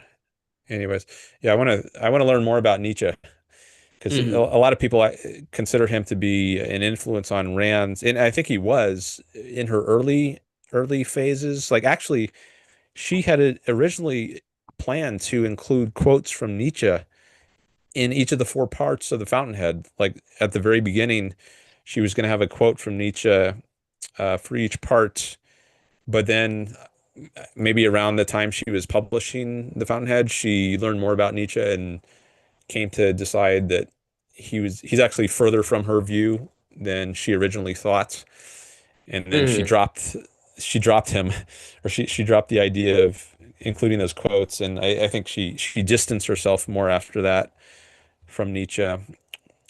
There's an article in the, companion to Ayn Rand about this. This is a collection of essays that came out at about 8 or 9 years ago, and there's an article in there comparing and contrasting Ayn Rand and Nietzsche. So anyone who's interested on the relation of Rand to Nietzsche, that's a source you can check out. And she mentioned him in the first part of the book. I remember reading the introduction. So Mm, if I don't if you don't mind, I'll just read out like what sure. she says about. So she says, okay, the man worshippers in my sense of the term are those who see man's highest potential and strive to actualize it. The man haters are those who regard man as a helpless, depraved, contemptible creature, and struggle never to let him discover. Otherwise, it is important here to remember that the only direct introspective knowledge of man anyone possesses himself, more specifically, the essential division between these two camps is those dedicated to the exaltation of man's self-esteem and the sacredness of his happiness on earth, and those determined not to allow either to become possible. The majority of mankind spend their lives psychological energy in the middle, swinging between these two, struggling not to allow the issue to be named. This does not change the nature of the issue. Perhaps the best way to communicate the Fountainhead sense of life is by means of quotation, which had stood at the head of my manuscript but I have removed from the final published book. With this opportunity to explain, I'm glad to bring it back. I removed it because of my profound disagreement with the philosopher of its author, Friedrich Nietzsche. I don't know if I'm saying it right, but philosophically, Nietzsche is a mystic and a rationalist.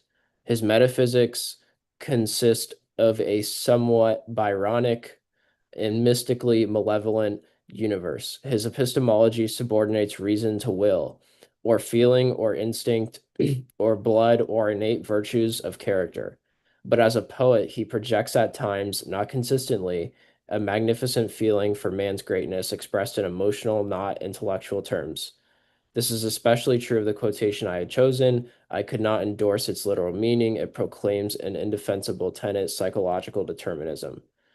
But it takes it as a poetic projection of emotional experience, and if intellectually one substitutes the connect acquired basic premise, da da da da. Okay, the Fountainhead provides the rational philosophical base. Okay, so yeah, so basically, like she has a nuanced view. It looks like that she sees Nietzsche as a mystic and a rationalist.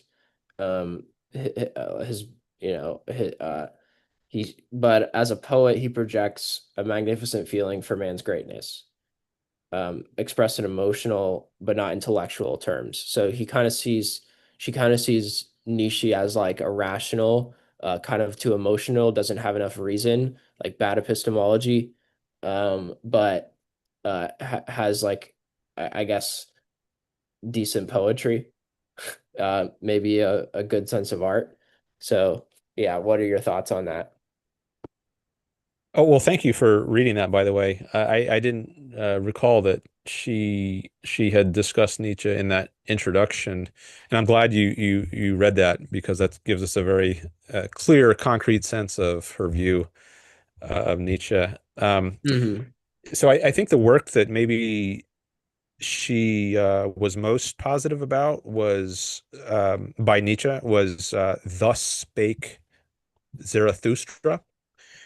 Hmm. I don't know where she talks about that in the Objectivist Corpus, but I think it's in there somewhere. And someone actually gave a talk at the recent Objectivist conference this past summer in Boston on "Thus Spake Zarathustra." I don't know if that's going to eventually be released on the Ayn Rand Institute YouTube channel, but anyways, I guess if you do want to see the poetic Nietzsche that Ayn Rand really did admire, or at least aspects of it, um, I think that's probably the work to look at. Thus spake Zarathustra. I think Zarathustra was some kind of Persian figure, Persian prophet in their religion, and they have this. There's this religion, Zoroastrianism. I think it's some kind of ancient Persian religion, Hmm. um, which I haven't studied myself. But anyways, there's another source people can check out. So it's you also reminded me in about something I said earlier. I mentioned I was trying to quote from work speech, and I at some point I said highest religious abstraction, and then I remembered the line from the wheel to the skyscraper, everything man has comes from the faculty of reason. But there also is a line in there that says something about the highest religious abstraction. And Ayn Rand is not religious, as I say in my background here. She is an atheist. Um, but she also addresses this, I think, somewhere in that introduction, how if she were to rewrite the Fountainhead today, or like 25 years later, I think is when she was writing this. This intro originally, it was part of the introduction to the 25th anniversary of edition of the Fountainhead, so that 1968. And in that intro, she says, like, if I were rewriting the Fountainhead today, I wouldn't include that line about the highest religious abstraction because I guess in the intervening years she had come to have a more negative view of religion, um, just as her view of Nietzsche changed over time. Also, her view of religion changed over time, but she didn't want to change it. She just wanted to leave it in the original as it was originally written. But she at least wanted to say something about that in the introduction. So I guess don't see it as like a endorsement of any kind of religion. I guess maybe at the time she wrote it, it was just like the closest she could think of to capturing some very sacred, lofty spirit that she was trying to convey in the Fountainhead. But I think there's a lot of terminology which has kind of been a monopoly of religion, and there's not really a secular equivalent for Mm, but like the word sacred, I think is often associated with religious, with a religious context, or the other one I thought it was ecstatic. Literally, I think what that means, I think that's based on Greek words. Ex stasis. Stasis is like bodily, and ex is out of. So like an out of body experience mm, is what you have when you're experiencing ecstasy, which you might associate with like a sexual experience, some very powerful, pleasurable experience. But that's a very bodily kind of pleasure, right? Sexual pleasure. mm, So, is there some secular equivalence that we could use instead of some term like ecstasy, which etymologically at least has these kind of mind-body split connotations? So I think maybe mm, she found in some cases like the closest term available to her that she could think of to convey the kind of feeling she wanted had some kind of religious association. mm. Um, but she later distanced herself from that. So, Right, right. anyways, there's a little more about her developments over time. Um, Mm. the other point she talks about that I remember from that intro that like she might change is she uses the word egotistic instead of egoistic, I think. And she explains how if she Mm. were to rewrite the book Oh now, yeah, I noticed that. Whenever I was going through it, I was like, all right, she probably meant something else here. Like, or not, I don't like I think she meant like more egoist. Yeah, like because when someone says egotist today, like it didn't mean what she meant in the context there, obviously. It's like, someone's an egotist, you're like, fuck you, like self-important, pompous bitch. Like, but yeah. yeah. And I think you get that sometimes, at least a little bit, with egoist, but not as much, at least, Yeah, right, right, yeah. as is associated with egotist. So that's another change, which if she were to rewrite it, she might make. But she wanted to just keep the original and then just explain it in the introduction. So Mm. there's little details on her development. Let me take a look at the chat, see if there's. Looks like the maybe people are just listening because there haven't been many new chats since we started chatting. I see one from Barry Hoover here. I don't know if you're new here. Something about humans and intrinsic value. Maybe I'll address that later. Um, but let's see. While I've got Holden here, is there anything else you wanted to chat about while you're here? Oh, I mean, I don't have anything else really. I mean, I guess I enjoyed the Fountainhead and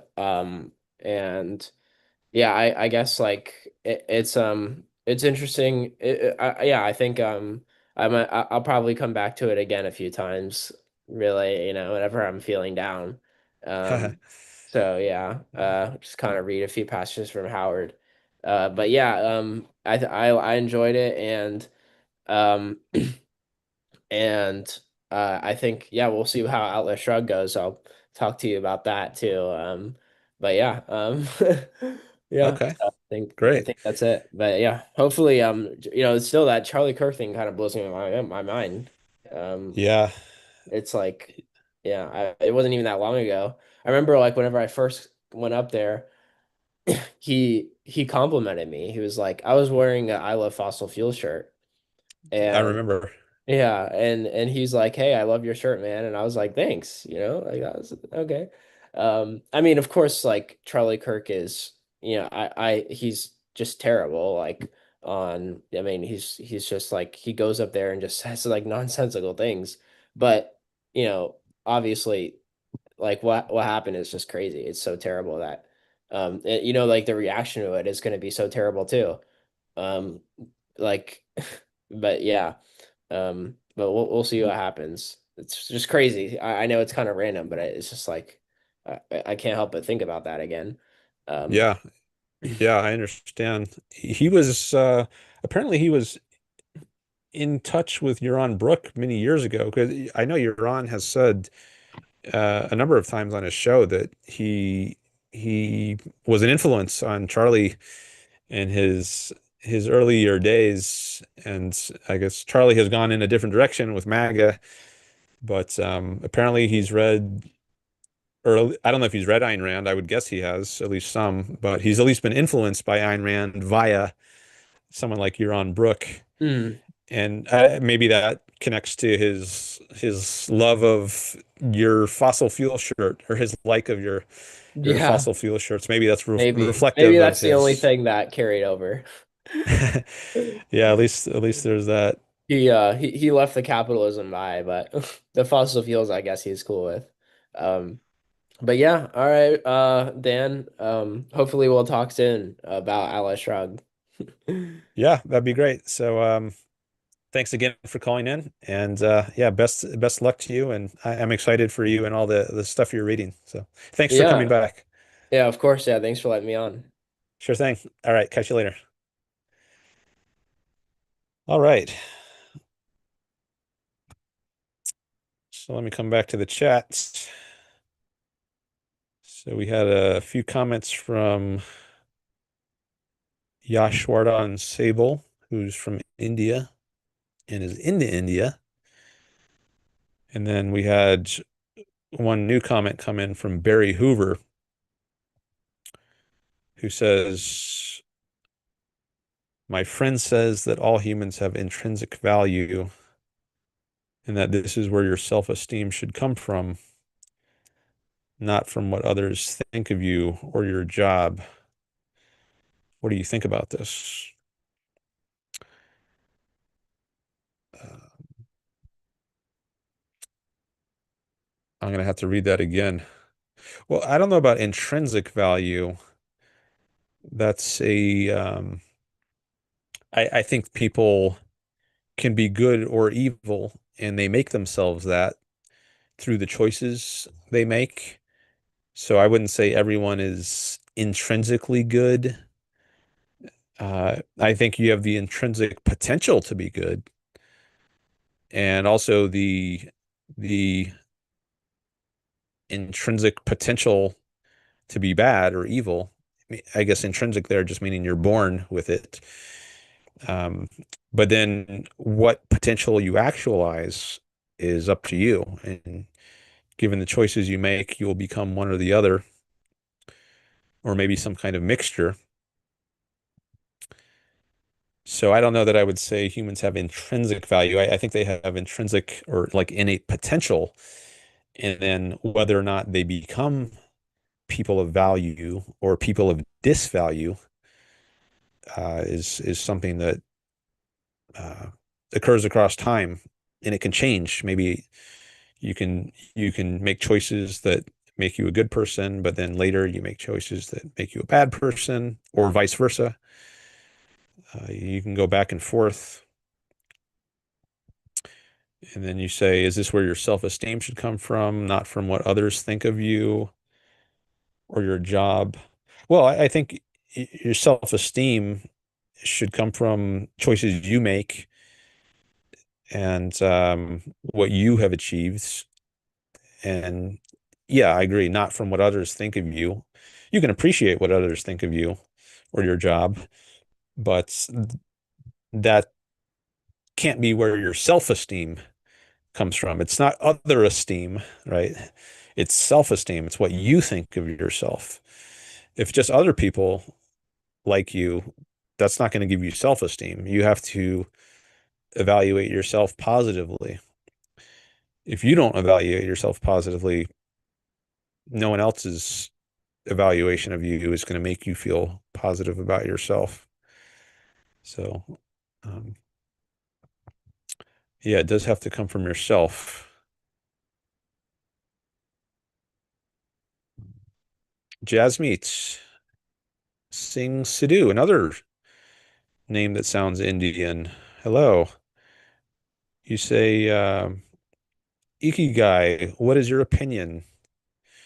I just heard that term recently in a song. There's a Filipino singer named Dionella, and I think he's got a song called Ikigai or My Ikigai. I forget exactly. I don't know if it's just a line in his song or if it's the title of the song, but that was the first place I heard that term. And I had to look it up because I hadn't heard it before. And it's, well, maybe instead of trying to describe it, I should just Google it and then um, show you what I find. So it's there's a diagram I saw that, oh yeah, okay, here's the diagram. Um, let's see if there's one on Wikipedia. Uh, a Japanese concept referring to what an individual defines as the meaning of their life. The Ikigai diagram. Okay, so there's a Venn diagram created by someone which includes four elements: what a person likes, what a person is good at, what the world needs, and what can be rewarded. When these four elements overlap, that person has found their Ikigai. So I don't know if there's any copyright on the diagrams, but I at least explained to you or read this little description of it. Um, so what a person likes, what you're good at, which might not overlap, right? Maybe you really like playing basketball, but you're not good enough to be an NBA player, a professional basketball player. So there would not be an overlap between those things. But if you can find something that's both something you like and something you're good at and something the world needs, um, like maybe you like, uh, I don't know, you like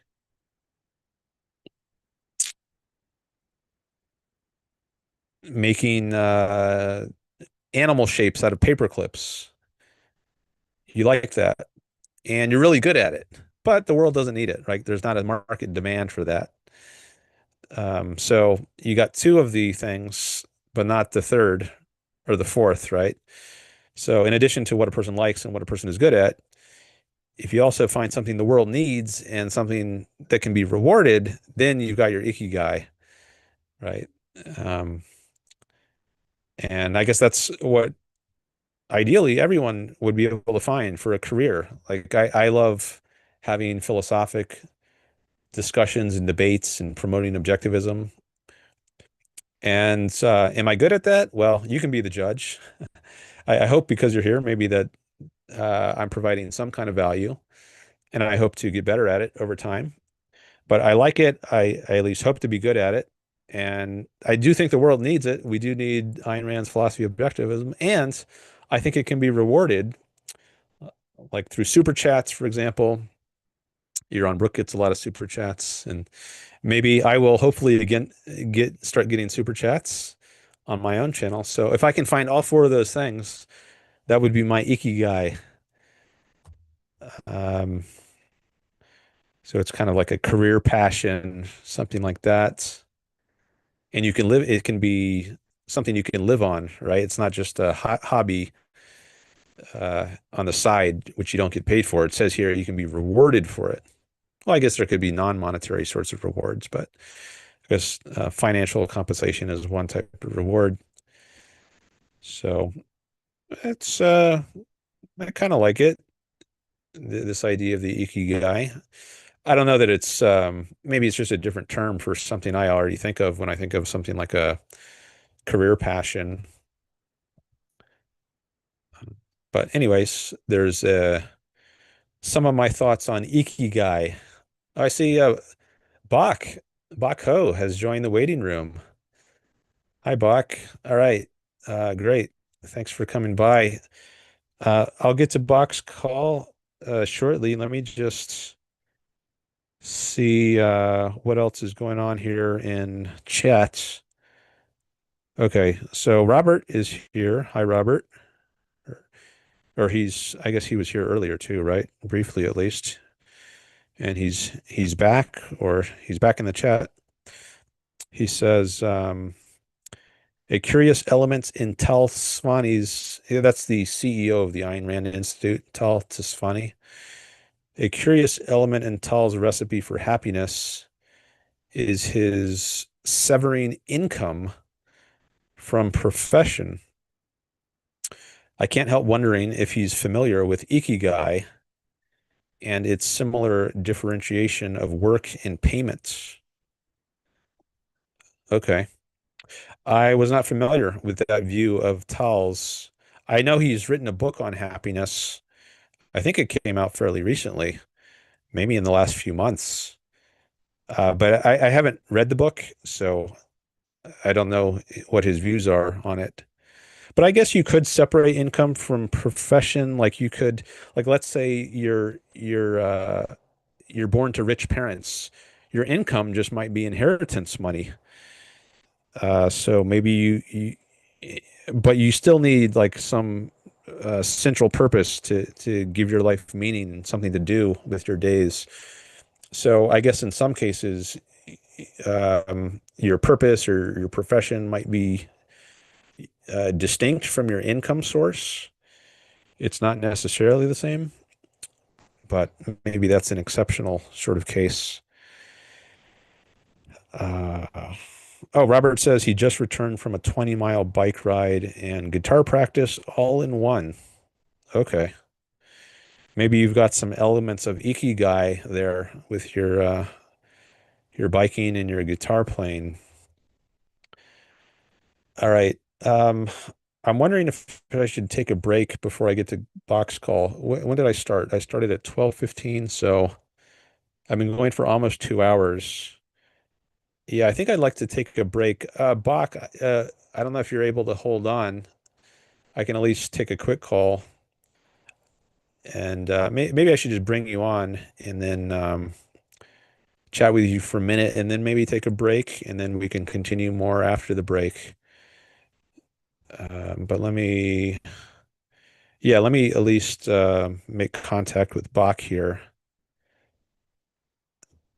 and I'm going to have to give him permission to do video after I admit him.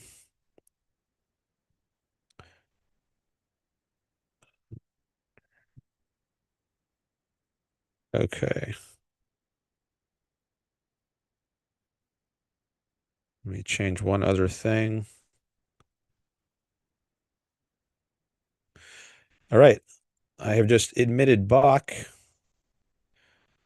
And now I just have to enable his audio. All right, now you should be able to unmute yourself. Okay. All right, I think he's here now, at least in voice. Oh, I have to ask him to unmute? I thought he could do that himself.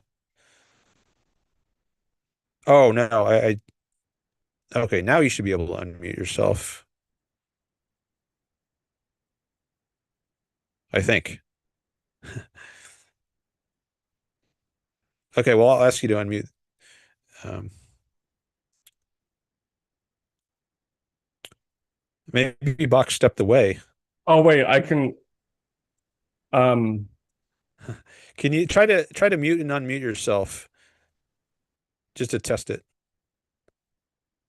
Okay, you muted yourself, so you can unmute yourself now. Oh, now I have to ask you? Why is it? Maybe it's like you can only mute yourself, but you can't unmute yourself. I thought I don't have the I see. It's not checked right. So now I think you can unmute yourself. Uh, okay, Okay. testing one, two, three. Yeah, yeah. Do it one more time just to make Testing one, sure. two, three, four, five, six, seven, eight. No, mute and then Oh, unmute. oh, okay. I'm gonna mute and okay. Hey, I Okay, muted and unmuted. I can't good. do Okay. video though. I think you disabled Yeah. my video. Yeah, I have to enable the video. Let me do that right now. Host tools, start video. Okay, now I think you can do it. There we go. Hey, Hey. um, good to see you. I was happy to wait. I mean, you deserve a break. 2 hours is quite a bit. So I would have been happy to just wait if you had told me what time to come back, and then I would have played some piano, come back. But we can chat a little bit, and I'll just follow your lead. And then when you take a break, I'll Okay. I'll whatever hang out or Yeah. whatever. Okay. Yeah. I think I will take a break. I just want to make at least a quick contact because Yeah. sometimes someone will pop on for a minute and say, "Oh, I got to go in a few minutes," and I didn't know how much time you have, so just Oh, in I'm case. open right now. Okay. All Yeah. right. So I'm gonna just turn off my mic and camera for like, I don't know, 7, 8 minutes. And I guess Would you be open to setting a precise time so that I could use that? oh, let's Uh, see. Right now it's 2:07, so 8 minutes from now would be 2:15. Let's just say 2:17 if you want an two, exact minute. that'd be nice. 2:17. Yeah. So Yeah. so I'll go off video. I'm gonna go do some piano and then come back at 2:17. Okay. Sounds good. See you soon. See you soon. Bye. Alrighty. So I'm just gonna put a note here in the chat. Um, that I'm going to be back in a few minutes. I'll say be back.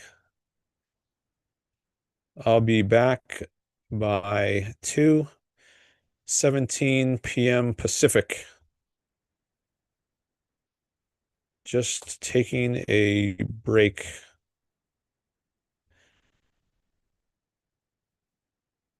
All right. So now you'll know what's going on if anyone comes by the chat. And then I will change my Zoom name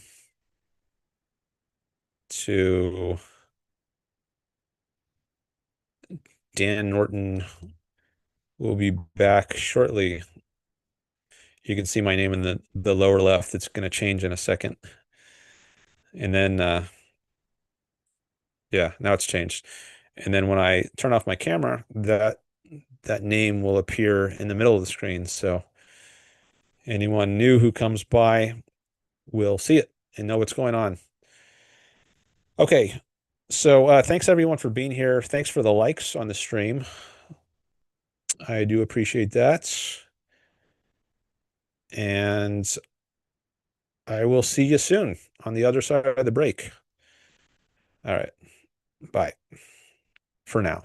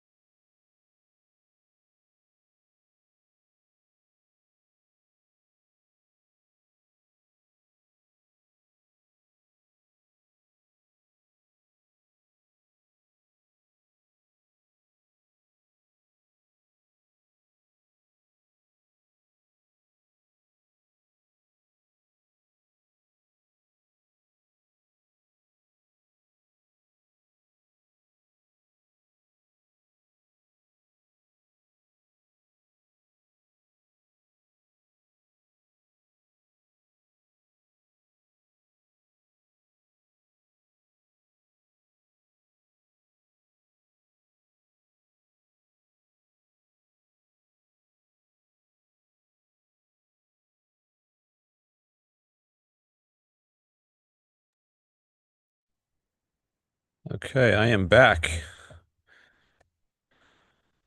at 2:17, and I think I am audible. Let me just double check my audio. Hey, Hey, welcome back. thank you. Thank you for having me back. Sure thing. Thank you for having me now and back. I'll turn on You're my. welcome. Yeah, it's been maybe a couple months or so. How's it? Oh yeah, I've been wanting to come back when it fits with my schedule, and so I was free right now, and I appreciate it. So yeah, I would like to come back. I would like to appear, Sure.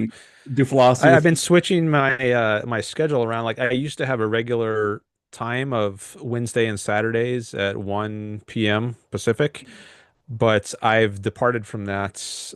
I've been doing lately, I've been doing once every 4 days. That seems like a good frequency for me, given what else I have going on. So every week it changes the day. I usually do it around this time, like noon, 11, 1-ish, Mm, but it's not as regular as it used to be. But it gives me more flexibility, and I'm thinking maybe I can reach new audiences. Like maybe yeah, certain yeah, people aren't available on my old days, but they are available on these days. So there's some advantages to changing the time around. But anyways, I'm glad you could come by on this one. So yes, and I am fingers crossed for you for getting 1,000 subscribers. I check actually pretty frequently. And come on, Dan, get up. I mean, come on, Dan's channel, or come on, people, like get them up to 1,000. I cross my fingers. I pray. Prayer is my main epistemology and my wow. exclusive epistemology. So I pray a lot All for right. your channel to get 1,000. Yes. Um, Thank you. Yeah, it's what is it, sorry, 9:41 now?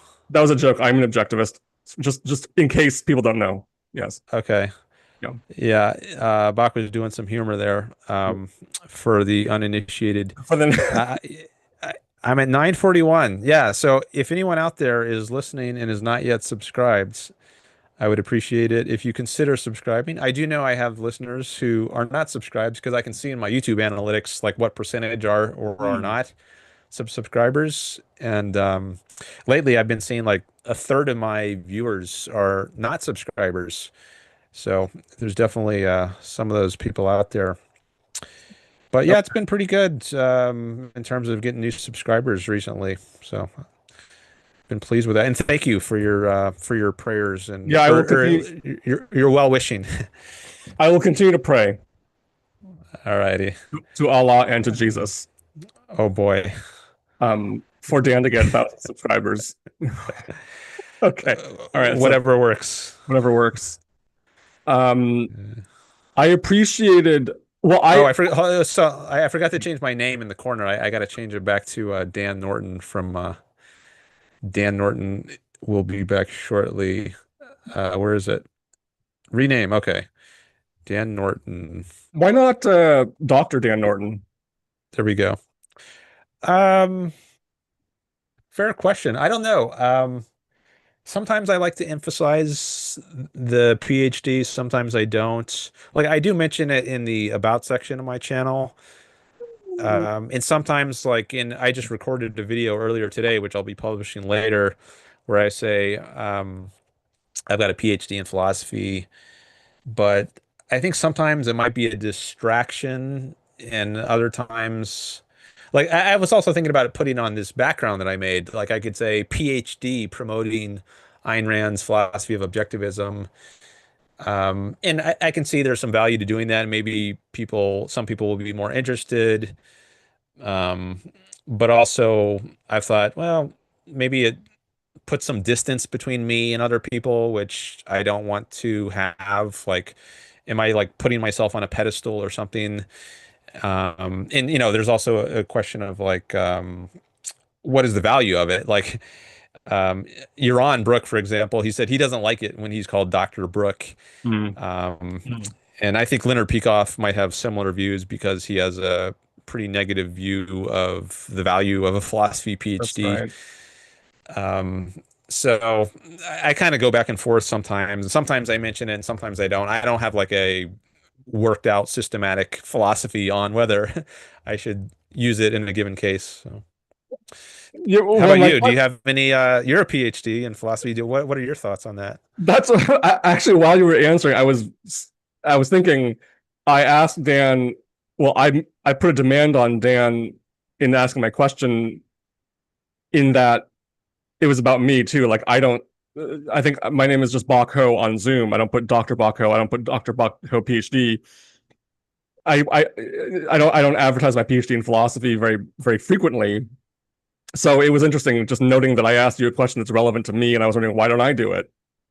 So I didn't have that Yeah. in mind. When I saw Dan Norton, I thought, oh, I wonder why he doesn't put Dr. Dan Norton. So I asked, and then 5 seconds later, I thought, wait a minute, I don't put Dr. Bach Ho. So why don't I? So it was just interesting. Anyway, sorry. Well, you do have it on your doesn't your I thought your YouTube channel My YouTube channel, had yes, yes. okay, just not in Zoom, I guess not in Zoom. but Oh, I okay. guess, yeah, it's not because I see clients. I don't.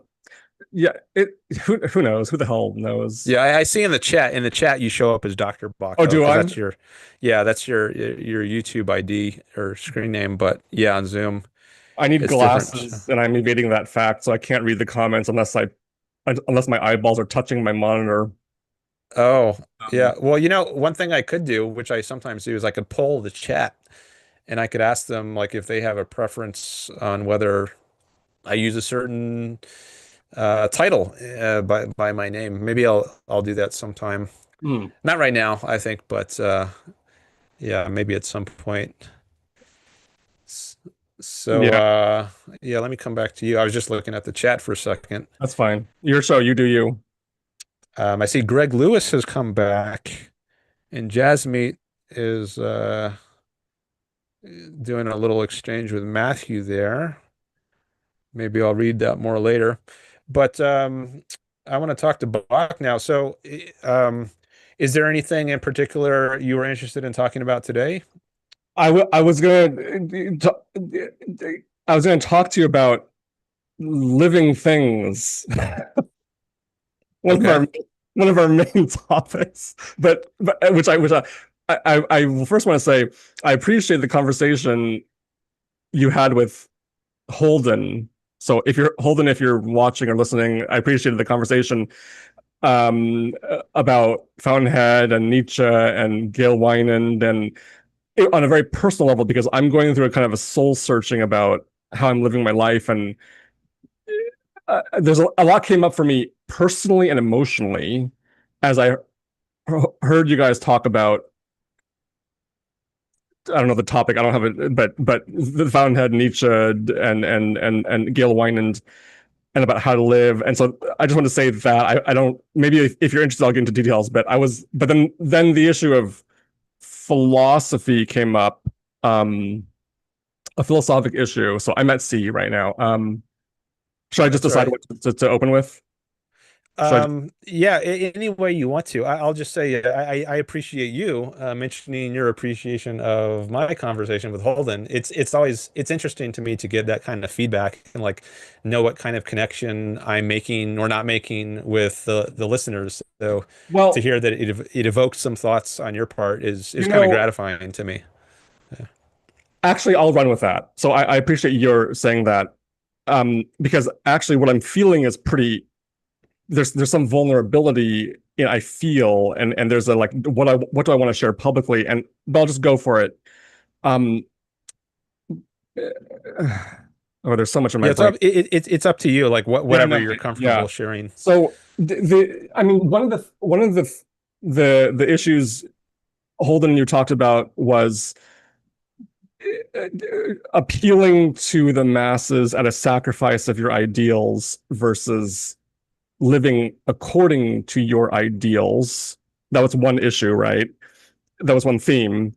And then another theme was living according to ideals as understood by objectivism and Ayn Rand versus living in a kind of, I don't know how explicitly you talked about this. I was in and out of the conversation, but versus a more Nietzschean, just emotionless, do whatever kind of vibe.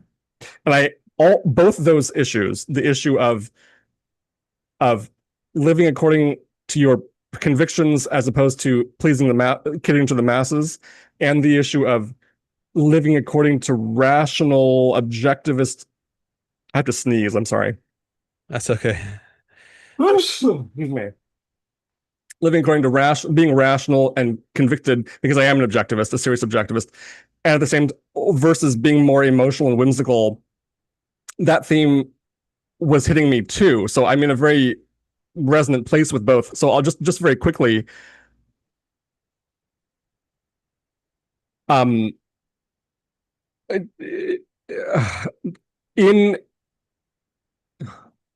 okay, so for people who don't know me, I was I'm a philosophy PhD. I was a philosophy professor for over a decade. Still technically could teach if I want to. I was an objectivist and am an objectivist. And then recently, I'm now in a different field,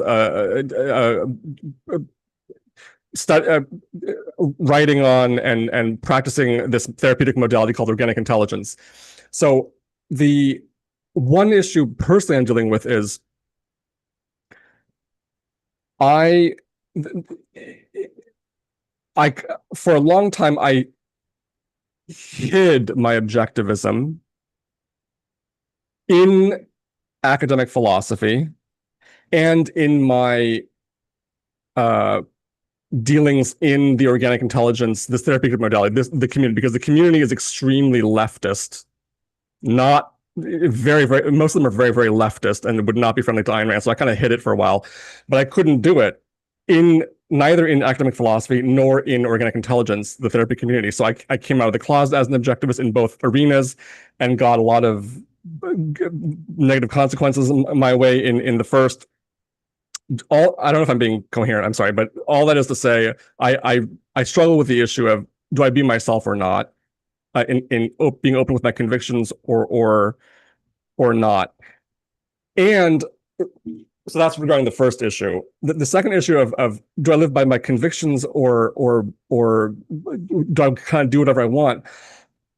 There's a streak in my soul where I just do what I want to do when I want to do it. And I've gotten bad consequences from it. For example, in my dissertation, I was full on out as an objectivist, and I wrote way more aggressively than I needed to. And I knew that it would cause bad consequences. My dissertation advisors would just not be down with what I was writing. But I did it partly whimsically, partly like there's this self-sabotaging element, or there's a connotation to self-sabotaging where I just want to do what I want to do. And you mentioned that I have a sense of humor, right? Which a lot of people do not like. And I've gotten into trouble with many objectivist intellectuals for my sense of humor. And so there's this like, I kind of wanted to be liked and accepted by objectivist intellectuals and be in the inner circle of objectivist intellectuals. But then is that more of a Gail Wynand motivation or a rational motivation?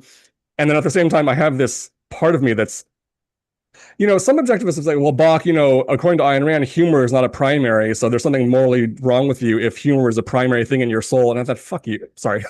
Sorry. Okay. So I'm just raising that my sense of humor, as I'm realizing now, is important to me, and it's gotten me into some personality clashes and philosophical clashes with some in the objectivist community. Sorry if I'm talking too much. Sorry if I'm not making too much sense. The one line summary is a lot of what Holden you were talking about raised a lot of these vulnerable issues in me, and I just dumped it all in a free association way right now. Okay. And that's not even the philosophical issue. That's just what I resonated with hearing you talk about the Fountainhead and so forth. Yeah. Uh-huh. Yeah. Well, thanks for sharing your reaction. I want to share someone else's reaction to our last conversation. I don't know if you remember, there was someone named RW in the chat, and I remember that those RW the letters. Yeah. Yeah. I don't know if those are initials for his name or what, but that's what he goes by on his YouTube screen name. And he said he really liked your appearance, like as my sidekick on that last show. So there was some positive feedback on that last show, and I think that was actually one of the highest number of views I've gotten on a show. So I think it was well received. Thank you. I mean, I appreciate you sharing that with me and RW, whoever you are. Thank you for that feedback.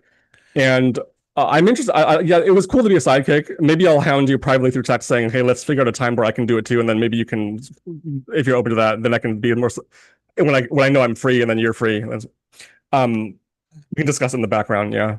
So thank you for that. Yeah, I appreciate that very much. Yes. sure. Yeah, and your reaction is just interesting to hear how it affects you. So May I say a little bit? May I say a little bit more, and then have you? It is actually a growth step for me.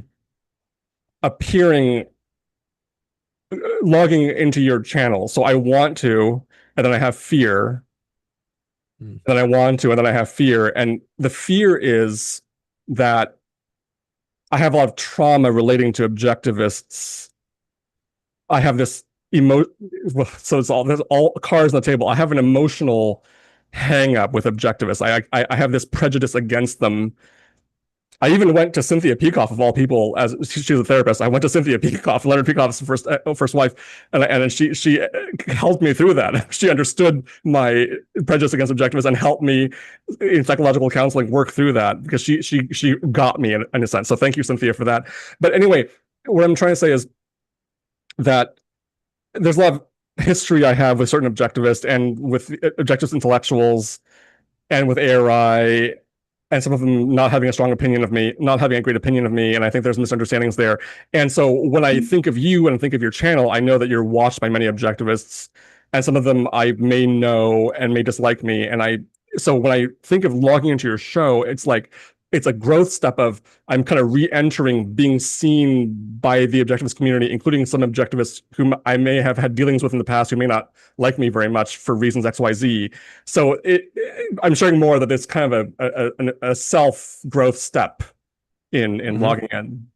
And sorry if I'm oversharing. I know this is not a therapy channel. It's a philosophy channel. But again, part of my soul is I just tend to speak, and I just say things that I may be over vulnerable or oversharing, but then I just live with it. Yeah. Yeah. Well, there always is the option of editing things later. So yeah. I guess there's a little risk with doing a live show. You never know exactly what's going to happen, but you can at least edit it out later if something is too revealing. And I have done that. And actually, I had some trolls come on my show and try to do some nasty things. So I ended up editing a few of my episodes. But I mean, it is interesting when people they're vulnerable and they open themselves up. Yeah. But there's also a risk, and you just have to decide, what am I comfortable with sharing personally, and then I as a host. And I guess one thing for me to consider is like, am I okay with everything? And I don't know that I have all the answers right now, but over time, we can calibrate and find like what works for everyone and for the audience. What's a good balance. But I think it is interesting for the audience when they hear people talking about things like you probably have a slate of topics which don't usually come up on my show. Like maybe they're slanted a bit more in the kind of psychotherapy world. In that I like covering a different range of topics, so it can be refreshing. Nice. So yeah, so far I'm happy to just let you be you. And thank you. It feels very good for me to be me, and thank you for having me. And whatever ground we've covered so far, I appreciate it, and thank you. Yeah, thanks. And as for like the audience, I don't know like everyone who watches my show, so yeah, I don't know what objectivists might be watching this. And I mean, I get some sense of it through like chats and comments, but yeah, I guess you don't know for sure unless someone tells you and they're trustworthy. So I guess I mean, if it feels good for you to make that step, then I guess that's a good thing. Making yourself public can sometimes feel good. This is good. Let's keep going. Yeah. Okay. Yeah, sometimes I know like a lot of people they're not comfortable being public with their ideas, maybe for good reasons. Like for a lot of my life, I wasn't really public. I just kept a pretty low profile. I wasn't active on social media.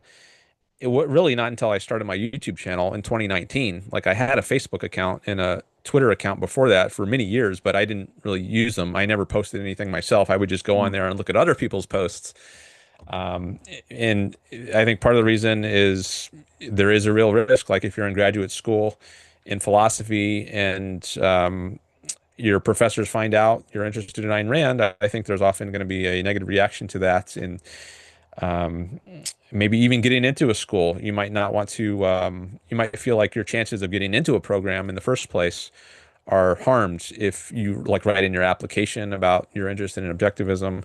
So I definitely understand people wanting to keep a low profile. Um, but I guess I was also open in graduate school about my interest in objectivism, at least to some extent. Like I didn't wear a hat that said like A is A. But when I thought it was appropriate and relevant to some paper I was writing, if my ideas were really informed by Ayn Rand's, then I would mention them. Yeah. And part of that is just giving credit where credit is due. I don't want to plagiarize her ideas. Like if I got my ideas from somewhere else, I want to acknowledge that. Nice. And there's also like people in the chat, like a lot of people in the chat use screen names. They don't use their actual names. So just by Mm. using your own name in the chat, that's one step. Like Robert Nacier, he's someone in the chat who goes by his own name. He's got his own show, actually. They're, Robert and Amy Nacier, Nice. they have their own show. But a lot of people, they just use screen names. And it's just going to vary from person to person. You know, what are you comfortable with? And does it make sense in your life, given what's going on now, as to whether you should be anonymous or not? So I'm sympathetic to a range of situations. I like being public. It feels kind of good to just be able to speak my mind as myself. Yes. Thank you for all those comments. I vibe with that. I like being public too. I'm in public. I'm very public with my who I am and my views on my channel and so forth. And then signing into your show and having fun being a sidekick is another step there in that direction of just opening up. God, being in the academy, being a philosophy professor in the academy has its psychological toll. You know, you feel this kind of, sorry, I shouldn't speak for you, but I felt like you have to like really, it's a prison in some a psychological prison because you can't, I didn't feel free to be myself fully. Um, Well, yeah. you experienced that more than I did, I think, because I mean, I taught a couple courses when I was a graduate student, but after I completed my degree, I didn't do any more teaching. But you did it for several years, I think. Yeah. Over a decade. So Yeah. over a decade. Wow. Okay. Yeah, that's a long time. So I haven't experienced that, like being part of a philosophy department as a faculty member. But Yeah. I've thought about like what it would be like, and I've thought, yeah, it might not be a very hospitable place for me. Like, do I always have to feel like I'm walking on eggshells? Like I can't just speak freely about my ideas. Is that gonna somehow come back to haunt me if I do? Um, and yeah, I don't know if I would want to go through decades of my life in that sort of environment. So I'm just praying you get 1,000 subscribers. That's the right direction for Dan Norton. thank Dr. you. Yeah, I do enjoy the YouTubing life. So this came up, I don't know, maybe a show or two ago. Someone asked me, like, are you a university professor? I said, no, I'm just doing YouTube. And I gave some of the reasons. I just one thing is grading. I hated grading papers, and I would have to spend a lot of time grading papers if I were a professor, assuming I'm not like at a research university where I've got my own graduate students who can do the grading for me. If I'm just like at a smaller college, I would probably have to do that myself.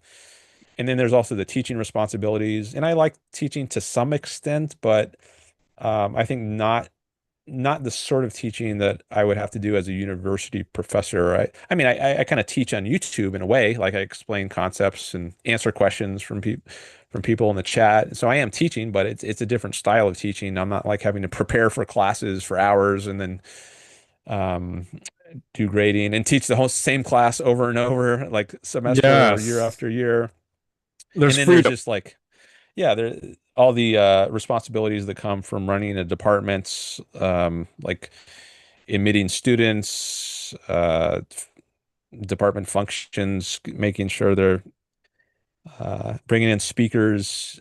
Um, so yeah, I just overall the life of a university professor is not as attractive to me as the life of a YouTuber. Now, of course, right now I have to do something else for money, so I'm not getting paid to do this, even though I love doing it. But eventually, hopefully, if I get enough subscribers, I will be able to make this financially self-sustaining. And I want to give that a shot. Another benefit of this sort of YouTube life is the geographical independence you get. Like often, if you're a professor in academia, the jobs are so few and far between. You have to go wherever they are. So if some spot opens up in Idaho, you take it. I knew a guy in my program. He ended up taking a job in India.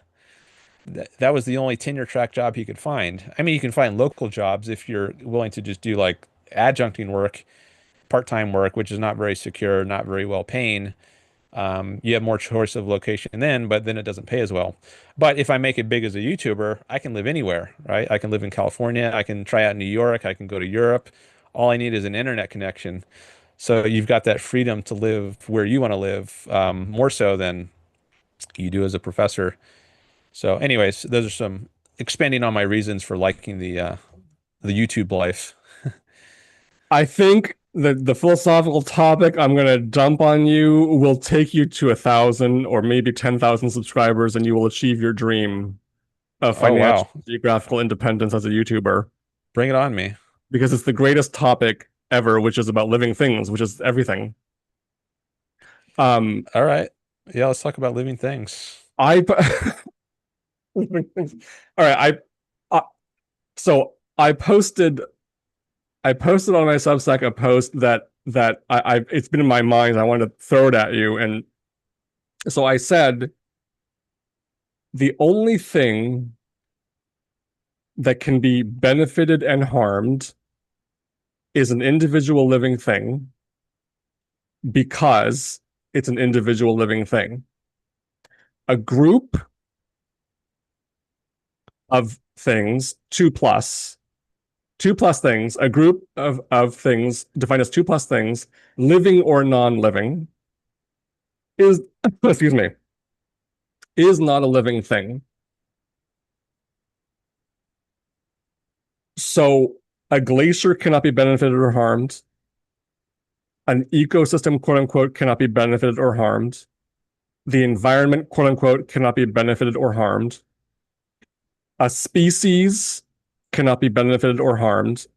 No other taxonomic classification can be benefited or harmed. A community cannot be benefited or harmed. A race, an ethnicity cannot be benefited or harmed. A group cannot be benefited or harmed. I put that out there.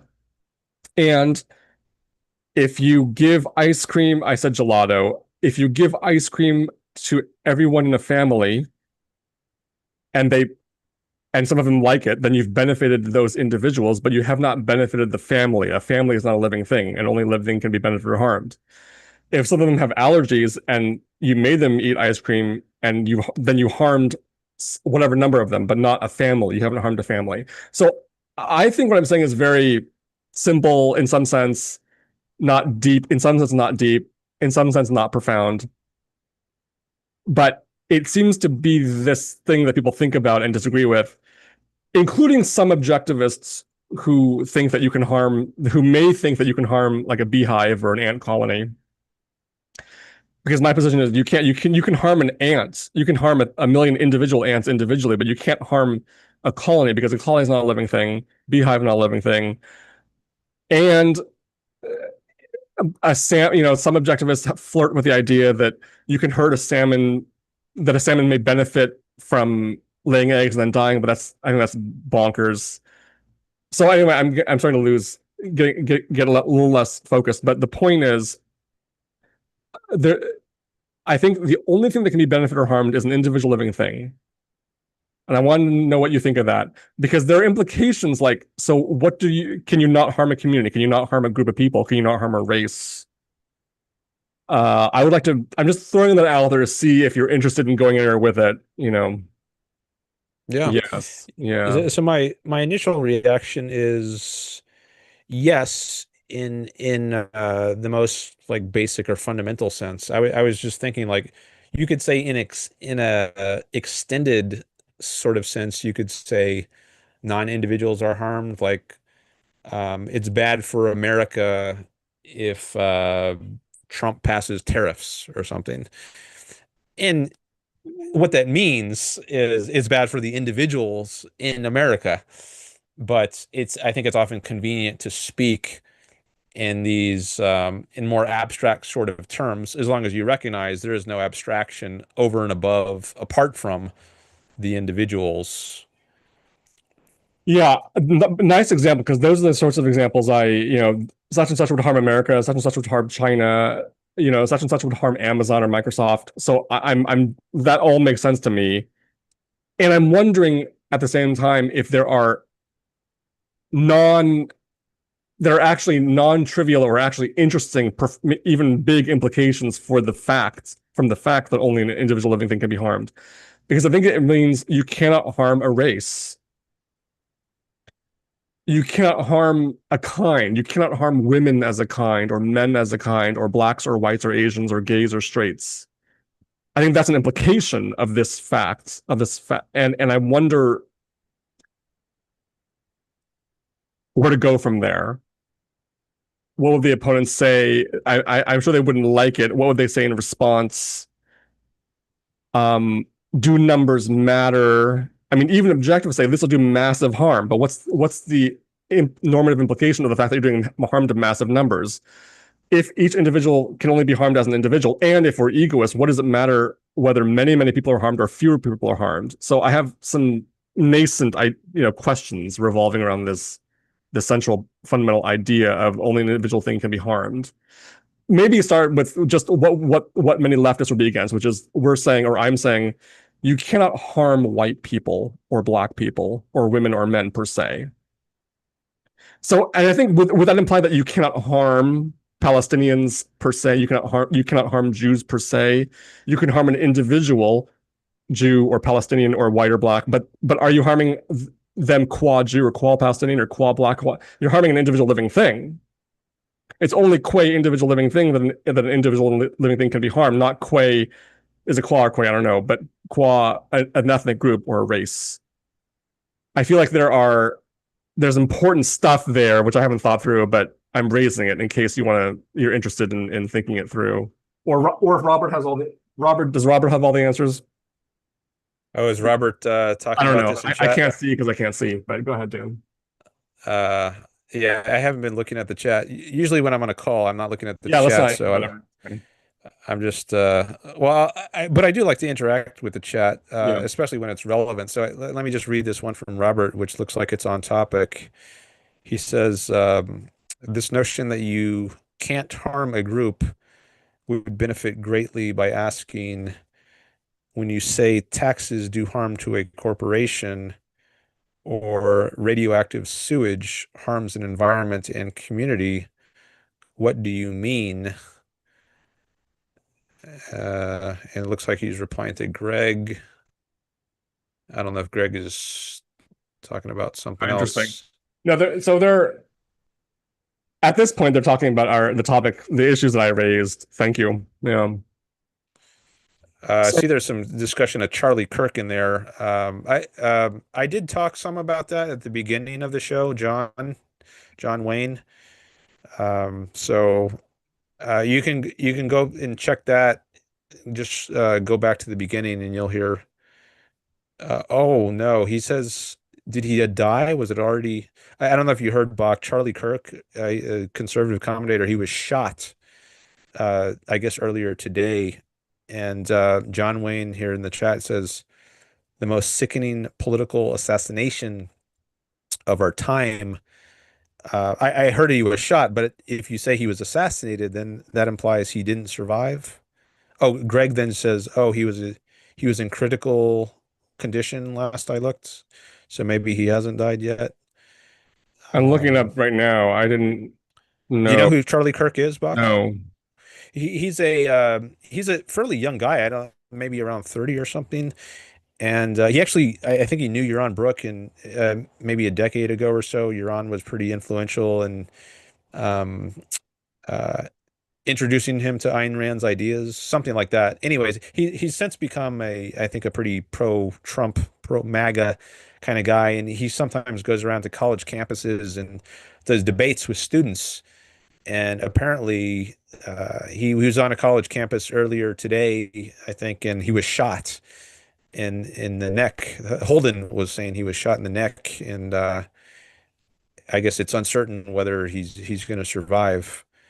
So, anyways, that was the big news that broke, like right as I was starting the chat or starting my Oh. show today.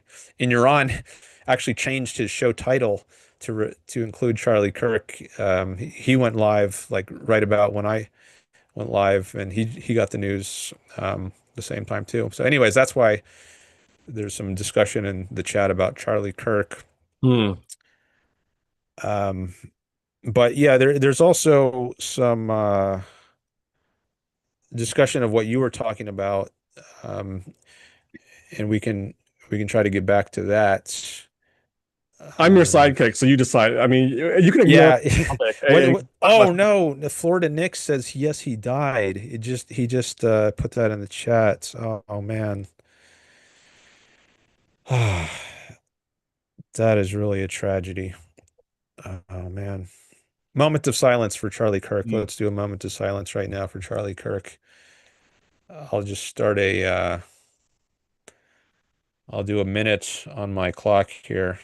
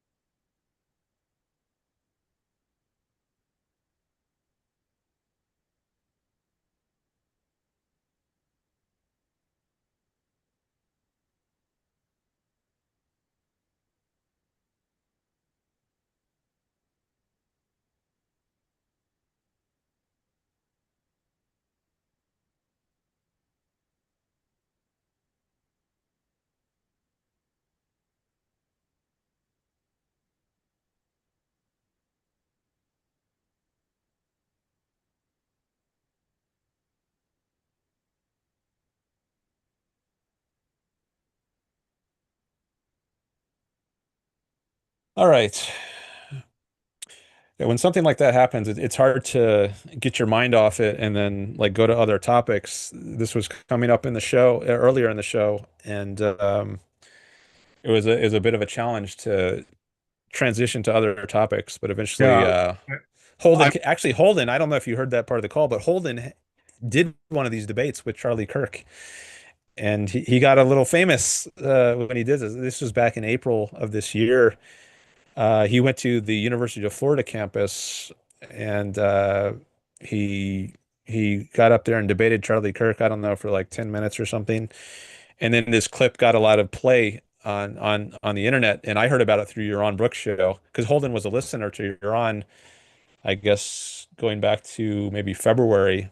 He said 6 months in August, so I guess maybe he started listening to Yaron in February, and then he did this event with Charlie, and it was played on like the David Pakman Show, who I mentioned earlier in my show. I called into the David Pakman Show a few times, and he's got over 3 million subscribers, David Pakman, on YouTube. And he talked about Holden's debate with Charlie Kirk on his show, and that's how I found out about Holden through that debate. And then Holden just he popped onto my show just a few shows ago, maybe a couple of weeks ago, and he hadn't read Ayn Rand yet, and I gave him some recommendations, and he eventually decided to read The Fountainhead, so he just read that like over the last week or so, nice. and then he came on a couple times now to discuss it. He's now finished The Fountainhead, and he's going to start Atlas Shrugged. Well, he said he's going to buy it at least, and he's got The Wealth of Nations by Adam Smith also is in his queue. Um, so anyways, yeah, there's some interesting connections there to the events, like Yeah. the news about Charlie Kirk, and then Holden happened to debate Charlie Kirk, and I guess that helped me transition a little bit. But yeah, that's terrible news. I'm with you. I mean, we're taking moment by moment. I mean, there's no pressure to do any specific topic. So Yeah, thanks for the flexibility. So I mean, yeah, I was just saying earlier in I the come from the show. healing world, so Yeah, yeah. I was saying earlier when the news first broke on my chat that like whatever you think of the guy's politics, um, using violence like that is not the way to go. Like, if you're in a dictatorship and you have no free speech available to you, like we do right now, we're having this conversation on YouTube, then maybe you could justify it. But you know, we still live in a society that gives us a lot of freedom. We have a lot of opportunities to persuade people of our viewpoint. So persuasion, not force, is the way to go whenever possible. So I definitely I condemn the shooting, and it was yeah, I hope this doesn't lead to yeah. more increasing violence. But anyways, there's some of my immediate reaction to the news of the day, and I guess this we got this tragic update now. Um, Florida Nick says killed for using his freedom of speech. Absolutely sickening. Yeah, um, it's terrible. Evolutionary is here in the chat. We did we chatted last time some. I watched that video, Evolutionary, the Khan Academy video. I don't know if you saw that, but you wanted me to watch that video or part of it about altruism. So if you haven't seen that already, um, I guess you'll want to check that out, and then maybe we can use that as a basis for further discussion. You're I talking to me, wonder if you're on. to me or Go ahead, Bach. so, were you talking to me or to evolutionaries? Someone. Oh, in the chat, there's a guy. His screen name is Evolutionary Capitalism Oh yeah, yeah. Utilitarianism. I know. You were talking to him, right? Or her? Yeah, Okay, okay. yeah. I was talking to him, and in my last show, he wanted me to watch this Khan Academy video and react to it, and I was just letting him know that I did that. But I think I might have done that after he left in the last show. So Hmm. if he hasn't seen that yet, I was saying that he should probably watch that, and then we can use that as a basis for further discussion. Oh, you discussed your having watched the video on your channel. You're referring to that for him to look at? Yeah, because I don't think you saw it live Okay. All right. last time. So, well, if you didn't see it live, I'm just telling him now that I recommend he check that out since that was central to our discussion. Yes. I was My just discre taking a look at Yaron's show to see if he's still going. No, it looks like Yaron's stream ended 30 minutes ago. I was just curious because I was wondering if he was still talking about Charlie Kirk or something else, but nope. All right, go ahead, Bach. my disagreement with evolutionaries' view is that I deny that genes can be harmed. Only an individual living thing can be harmed. A gene cannot be. Ah, okay. So he was addressing something you were saying there about even a group of organisms. Oh yeah. Evolutionary game theory shows that harm and selection aren't confined to individuals. Group level effects are real and measurable. The unit of analysis can be a single gene, a set of genes. Um, I had a one or two more thoughts on game theory, evolutionary. So one is it deterministic? I guess that's a question. So is evolution deterministic? Well, I guess you think it is because you're a determinist. You've said that before. And I don't know how that might affect our further discussion, but if your viewpoint is premised on determinism, well, I don't think you can have ethics for one thing. I think ethics or morality presupposes free will. It presupposes you have choice. There's no sense to saying you should do something or should believe something. Like if you want to persuade me now that I should accept your view, you're saying, Dan, you should accept this. I have no choice. I was determined according to your Mm. view, all right, if you're determinist. So I don't think there's a way for you to square prescriptions like you should do this or you should believe this if you are a determinist. So that's one thing. Another thing is, uh, do you take game theory to presuppose selfishness or rationality? Like, are the actors in the game, are they all self-interested? I think I might have heard, at least in some conceptions of game theory, that you assume, and maybe this is true for the science of economics in general, you assume for the purposes of doing your study of economics that people are rationally self-interested actors. And then on the basis of that assumption, you can draw certain graphs, supply and demand curves, and predict how people react, assuming they are rationally self-interested, which you might think maybe means that they're going to try to maximize their profits and sell something for the highest price they can get on a free market. Um, but I don't think it's actually true that people are necessarily rational or self-interested. So if one of the presuppositions of game theory is that people are rationally self-interested actors, then I would dispute that and say, that would be a flaw in the theory, and you can't necessarily um, go with whatever the theory predicts because it's based on the assumption that people are rationally self-interested, which I don't think they are necessarily. I think it's a matter of choice. I think people are sometimes acting anti-self-interested. They're altruistic. They're deliberately doing something that thwarts their own self-interest. I think there's a Um, AI. yeah, let me just read this one chat and then I'll come to you. So you just said in the chat, classical game theory depends on rational self-interest. Evolutionary game theory has many levels of interest.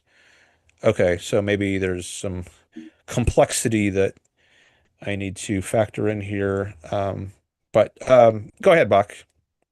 A fundamental question is, what does rationality mean and what does self-interest mean? And from an objectivist perspective, there's a specific epistemology one must employ to obtain knowledge. There's a specific view of concepts, their nature, their validation, their reference, referents. There's induction, there's abstraction. So it should not be assumed that these terms rational and self-interest are agreed upon in their meaning and the whole way of approaching them and using them between objectivism and game theory. That's a fundamental. I mean, objectivism is saying we have to derive our concepts from reality, from observation, and you have to ask the question, what facts give rise to this concept? So I would say at a fundamental level, before you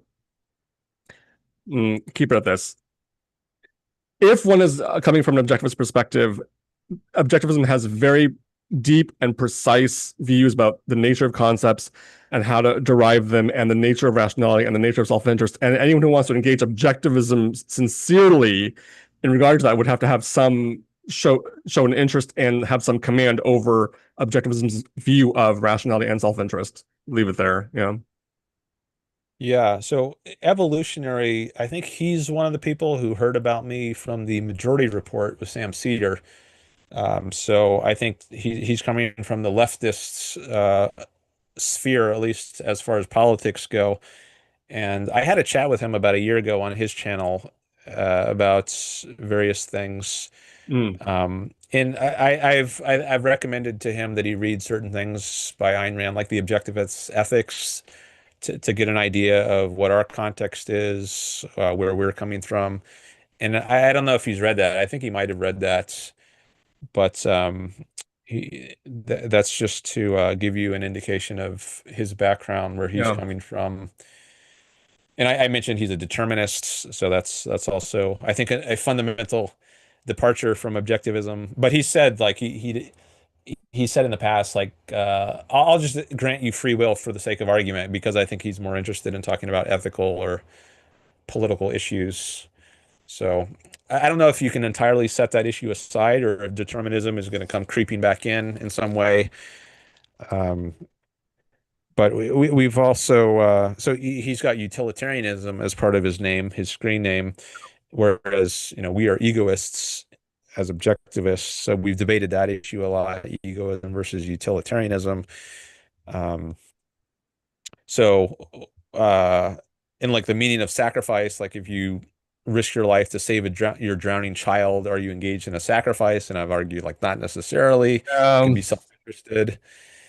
Uh, yeah, there's just a little of my background with him. I was going to say something. Oh yeah, about egoism. Oh yeah, I asked this question before. I don't know if you ever answered it, evolutionary, but like, why should I put anything above my self-interest? Like, if you could convince me that it's in my self-interest to not risk my life to save my drowning child, then I'm not going to do it. But if I do think it's in my interest, I am going to do it. But however you come down on that issue, I'm going to do what's in my self-interest. Now, what would be the reason for my not doing that? Can you give me an answer? Like, how would you respond to that? I'd be curious to hear what you have to say, evolutionary, to that question, you which have I me raised curious. before, but I don't think I saw an answer to it. Yeah. You gonna say something, Bach? Oh, you have me curious also.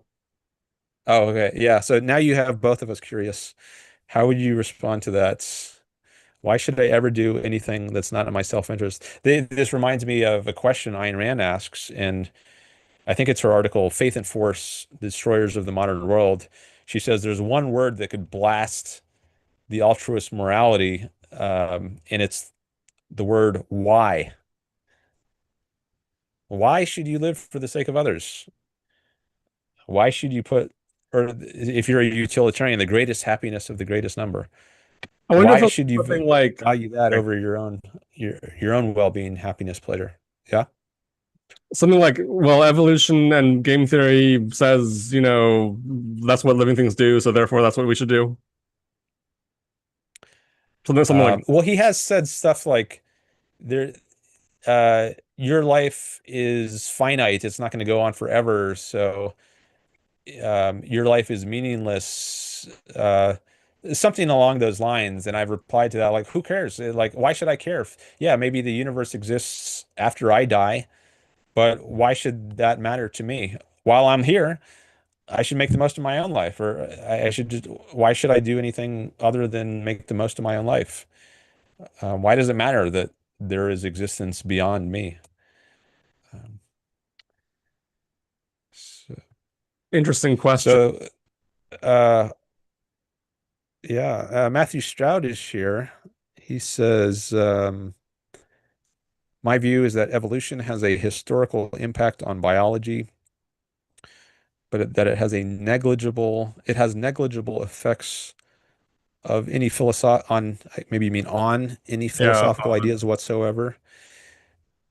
Well, Ayn Rand, I don't think she doesn't say much about evolution, if anything, in her literature, in her writings. Maybe in the missing link there might be an implication of, at least that she's aware of it, but like she doesn't argue from the theory of evolution to her views on ethics. I think her views in ethics, or anything really, are independently arrived at. They're not based on the theory of evolution, which isn't to say there aren't interesting connections that could be made. Like, I think Harry Benswanger has done work, connecting Ayn Rand's ethical ideas to, the theory of evolution. So he wrote a dissertation called The Biological Basis of Teleological Concepts. And I think, part of what he does there is he integrates the theory of evolution by natural selection with, uh, Ayn Rand's ethics, at least in some ways, he makes a connection there. So I think there are connections you can make, but I don't think that's something that Ayn Rand herself did. I think her ideas stand independently of evolution. But I have a lot of admiration for evolution. I think very highly of that theory. So to say that it's not necessary to reach Rand's views isn't in any way to cast aspersions on it. I just think um, it's worth identifying that the hierarchy of knowledge, like what steps did Ayn Rand need to reach her views? I don't think you need to have knowledge of evolutionary theory to reach her ideas. We've got some more chats coming in here from evolutionary. He often has a lot of chats. I did read through all your chats last time, evolutionary, but not until after the show because I didn't have time to do it during the show. But I guess Bach, coming back to your topic that you were raising, so you're talking about like, can you harm blacks or whites or Jews or Yeah. and oh yeah, I guess one thought I had on that is maybe it, the way to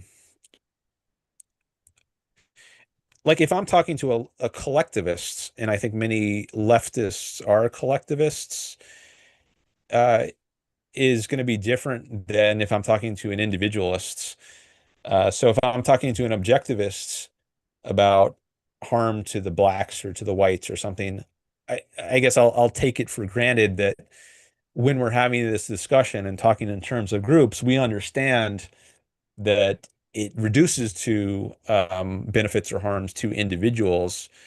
But if I'm talking to a collectivist, like someone on the right, or maybe someone on sorry, someone on the left, but then I was going to add, well, maybe I should say also someone on the right, because I think these days people who at least nominally consider themselves as being on the right, they're just a different tribe.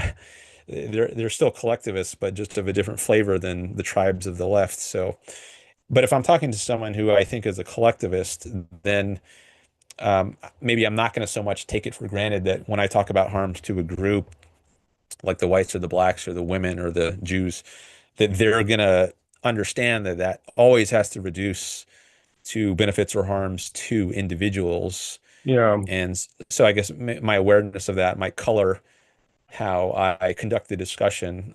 And maybe I'll emphasize more in various ways that ultimately it does reduce to harm or benefit to individuals. Whereas I wouldn't need to do that so much if I'm talking to another objectivist.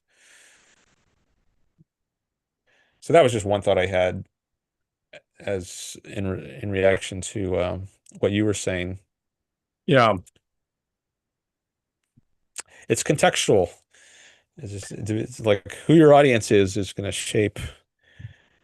So I guess like my overall reaction, to kind of sum it up briefly, is I agree that at the most fundamental level, benefits and harms can only apply to individual organisms, but it's often convenient. And I think epistemologically, we even need to sometimes speak in terms of groups, just for the crow epistemology. If for people who know that term from Ayn Rand's epistemology, like we can't say if we can't say something like we're going to war with Germany, like we have to say we're going to war with Adolf and Friedrich, and name like millions of people Well, but at there's certain more. Hmm. yeah. So in at certain times you need to speak in terms of groups, um, but it's just important to recognize that there are no groups apart from individuals. And so long as that's understood, I think it's fine to speak in terms of groups. And with some people, depending on who your audience is, you might have Um. to emphasize that Yeah. more. But there's a more fundamental. Sorry, my brain is running out of steam, so I may have to just bail. My fatigue is setting in. But I just want. So sorry. Well, Sure. but I'm very tempted to. I just want to add. But then I'll want to keep talking with you about it. But then I have my fatigue. Well, anyway, so it's not just I follow you on referring to groups is a convenient and legitimate way to refer to individuals, and then keeping in mind that only individuals can be benefited or harmed. I'm with you 100% there. But I think right now, one issue is what groups are justified as concepts. Amazon is, Microsoft is, Germany is, United States is. When you get to races and ethnicities, I start to get suspicious. Even though I use the terms white, black, Asian, Mexican, Argentinian, German. I use those terms. At the same time, I think there's a lot of questions I would have about those, about many proffered group concepts and their legitimacy and validation. I'm not saying that this. So I think some groups are just obviously, or are clearly rational and justified as concepts. Young people, old people, fat people, skinny people, good-looking people, rich people, poor people, women, men. I mean, it's many kinds are totally rationally justified and derivable from reality. A set of kinds I have a lot of suspicion about is nationality. I think is one that's I'm not so suspicious of, especially America and the United States. But when you get to race and ethnicity, I start to get, I think, thought it would be good there, which I want to do right now with you right now, although my fatigue is setting in. But I think I'm narrowing. I think I'm clarifying to myself and communicating to you my where my mind is with this, specifically the ethnicity and race proffered groups. Yeah. Yeah, it might be that those are less obviously useful or valid concepts than other sorts of group concepts. Valid, yeah, valid. Yeah, that's a nice sorry, yeah, yeah. and Because I think I want to what is in my self-interest to care for my onset of fatigue or to push with you because I want to. That's very tricky. That's very tricky. Because I'm interested in this. Like it's because I can tell that when my fatigue sets on, I become less eloquent. My brain doesn't work as well, so my thoughts may be more mumbled. But when people say, like, when people are talking about sexual attraction and they say, I'm attracted to whites, blacks, not to whites, blacks, I'm attracted to fat, I'm attracted to skinny, I'm attracted to Mexicans and Koreans, but not, the meaning they have when they refer to those concepts is very different from the meaning those concepts would have employed in a geopolitical discussion context. So just even if you have the same word and presumably the same concept, I think you don't actually have the same concept necessarily. So I think there's a lot of fine-grained thinking that would be very interesting here. And a major question is what concepts are valid and why, right? Yeah. So I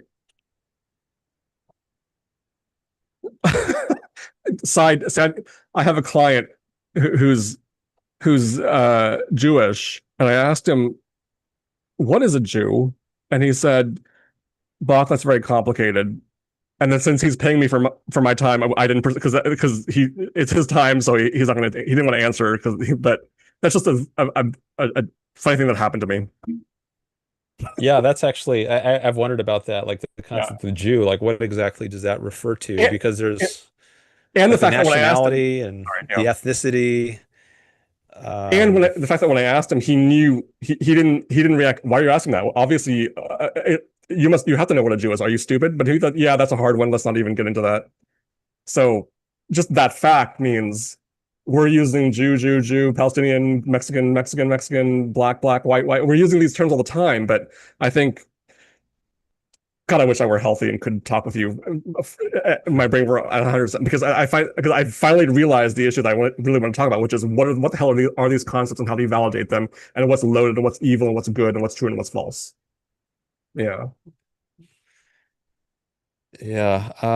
Yeah. I remember Yaron Brook saying that he's talked about concepts of race on occasion, and I think he's he's cast doubts on the validity of these concepts, but he's also used them sometimes himself, like Yes. without even commenting on, like he'll talk about, I don't know, the black vote or something, or blacks are discriminated in favor of in admissions at Harvard or something. So, I mean, I've heard him use race terms, but I've also heard him um, raise questions about their validity. Like, And what is a white person? Like, and yes.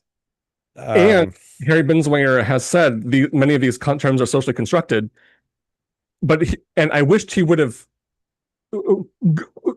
probed the logical implications of that claim, but he says they're socially constructed, but he doesn't say that we shouldn't use them or should use them, but he's just making that point, and then he moved on from that point. But yes, I think um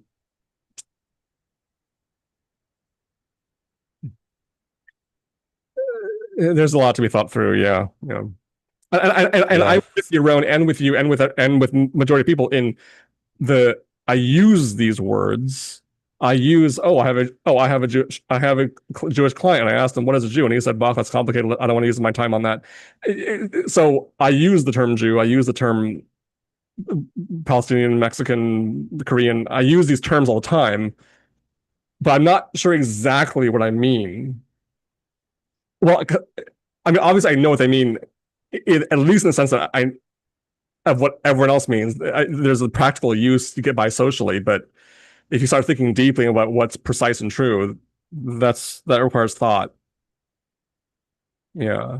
yeah, yeah, and like with other philosophical concepts like selfishness and altruism, I think people they often use these, but then if you really press them on it, like what exactly do you mean by this? Does it mean this or not this? And then Yeah. like so it was Socrates, right? He goes in the street and someone thinks they know what they mean by this term, and then he starts probing and it becomes clear, well, maybe it even doesn't mean what they thought it did at first.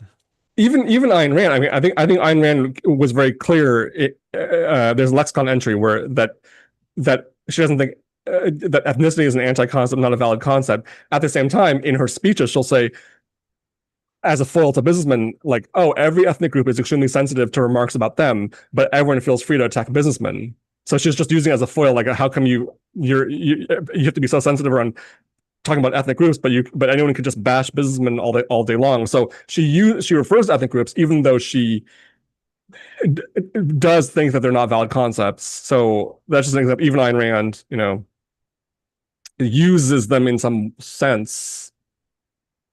Yeah. Yeah, yeah. And I think she refers to black people sometimes. Like there's that line of maybe it's in Causality versus Duty, her essay. She says there's the proper attitude was expressed by this Negro woman. She uses this term That's Negro, right. That's right. That's and right. she says the Negro woman says someone, I guess some white guy was telling her she's got to do something or other, and she says that in response, all I've got to do is die. Yeah, and And Rand may have even said, "Mister, all I've got to do is die," or something like that. Mr. Yeah, and I remember in the journals or in the letters, either the journals or the letters, when she first came to America, she she found it notable to see black people like oh, I saw a black person. I guess maybe in Russia they were not. So it was she referred to them.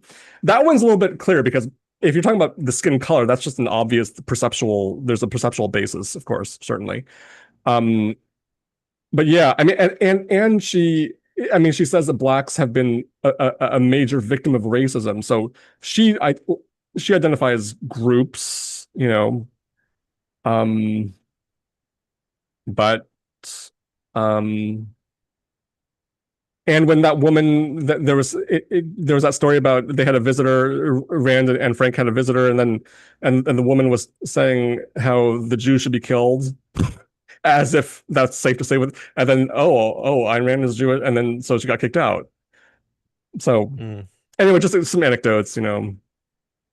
Yeah, I thought about uh, Jew in connection with Rand because she was Jewish in some sense, In some but sense, like yeah.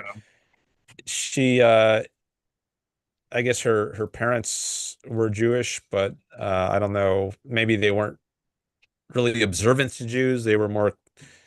I don't even know if I would say they were, or if she would say they were cultural Jews. Like, I don't know if she celebrated Hanukkah every year or if they did other cultural sorts of Jewish So events. But I'll just say one other thing I remember about this is Ayn Rand said somewhere that she only identifies as a Jew when they're attacked, yeah, yeah. like to show solidarity. Other than that, she doesn't. So that complicates it somewhat too. I Like, can you at yeah, times be a Jew and at times not a Jew, or is she just being like metaphorical there, or like? But I actually don't. Well, talking to you is enjoyable, and I know that because my fatigue gets a lot of priority a lot of times, but I'm still talking. So thank you. Thank you for talking with. I also the thought. See, it's the long COVID brain. I had the thought and then it just disappeared. okay. Race, ethnicity. Ayn Rand being a Jew when Jews are attacked. What is a Jew? What is a um? Oh, I had a thought. I had a question.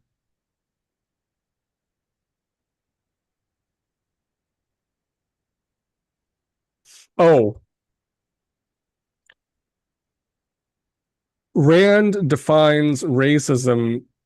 To my memory, it was a pretty long definition, but to my memory, the ascription of political, social, or moral something normative. She doesn't say normative, but I'm just going to say normative significance to a group of people based on something, blood, lineage, something physiological, something characteristics. Okay, that's not precise, but that's the gist essence. And I think well, that's a good definition. I think that's right. I think if you think that through, that's a valid definition. I think that questions of are certain races better than others? Are certain races? I mean, for example, Asians and blacks are more prone to diabetes than whites. I think that's true. And even if it's not true, I'm supposing it's true. It doesn't matter if it's just suppose. So obviously, the medical profession has all this whole body of knowledge about, this race is more prone to disease XYZ. This group of people is more prone to blah blah blah. So you can obviously study race. I don't know what a race is, but I'm just going to use it. You can study races, and so empirically, you can't know a priori. Well, maybe a certain race is smarter or healthier or taller or less prone to diabetes or less prone to cancer. So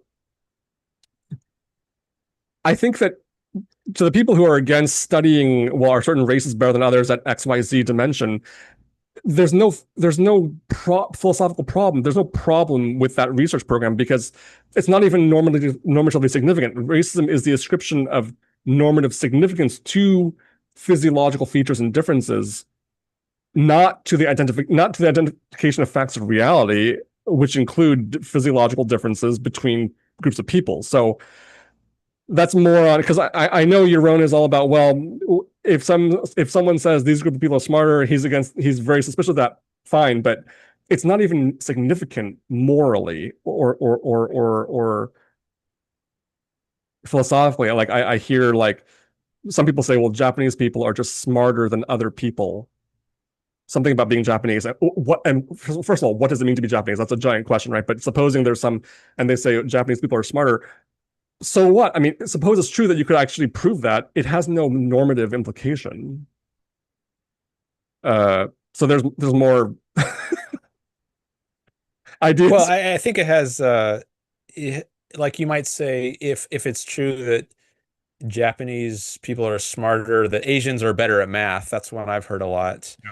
Then maybe it means that if you're looking for good mathematics students, Oh, right, you right. should go to Asia.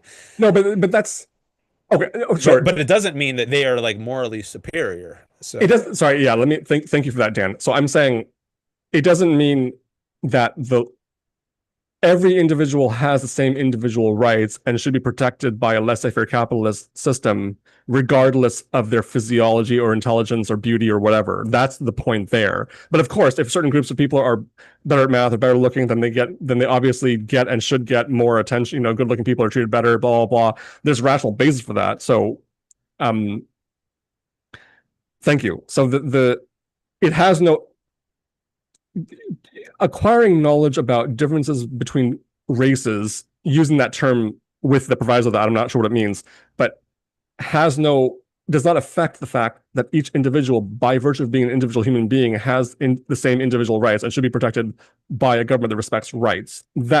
And I think the meaning of racism, the Rand's opposition to racism is fundamentally and maybe primarily an opposition to the idea, to the contrary of that idea that I just said. Mm-hmm. Opposition to the racism being connected to the view that certain groups of people may not have as much individual rights because of their physiology, but that's not the case as long as they're human beings. Yeah, I'm just looking at the I pulled up the lexicon, and maybe it'd be good just to share this and then have it on record. We can get what Rand officially says about racism. So here it is. I'll just read maybe a paragraph of this. This is from her article, Racism and the Virtue of Selfishness. She says, racism is the lowest, most crudely primitive form of collectivism. It is the notion of ascribing moral, social, or political significance to a man's genetic lineage, the notion that a man's intellectual and characterological traits are produced and transmitted by his internal body chemistry, which means in practice that a man is to be judged not by his own character and actions, but by the characters and actions of a collective of ancestors. So I'll stop there. Yeah, this is, thank you. And another thought I had, which may be wrong, but I wrote it on a Substack post, and it stands for now, is that no one has, well, I think no one has an inherent culture. No one inherits a culture in a normative sense. And maybe in some sense, no one has a culture, or what does it mean to have a culture? That's one question. What does it mean to come from a, I'm losing it, Dan. My COVID thing is getting in the way. I'd better bail. Sorry. And I apologize to you and to the viewers and listeners if they've had to listen to me get weird because it's the COVID brain fog thing. So. Oh, well, no problem. I think you have added value here, so okay. I want to thank you for that. And you have been sufficiently coherent for me to follow you and engage. Right. Yeah. So you're fine. But if you want to bail, that's fine. It's up to you. I'm losing my brain. But I would like to anyway. I'll check in on the recording and see if you continue on this topic with others. But either way, I hope to be back and maybe resume some of this stuff or other stuff. Yeah, sure. You're welcome to come back. So, okay. Thanks for coming by. Bye-bye. Thank you. All right. That was nice to have another chat with him. I think that's the second time Bach has come on my channel, or during the live stream. He's actually come by. We did 2 videos before I started live streaming, probably over a year ago. We had our first chat. I only live streamed starting 6 months ago, so pre-live stream, that's like the big divider in my channel, pre and post live stream.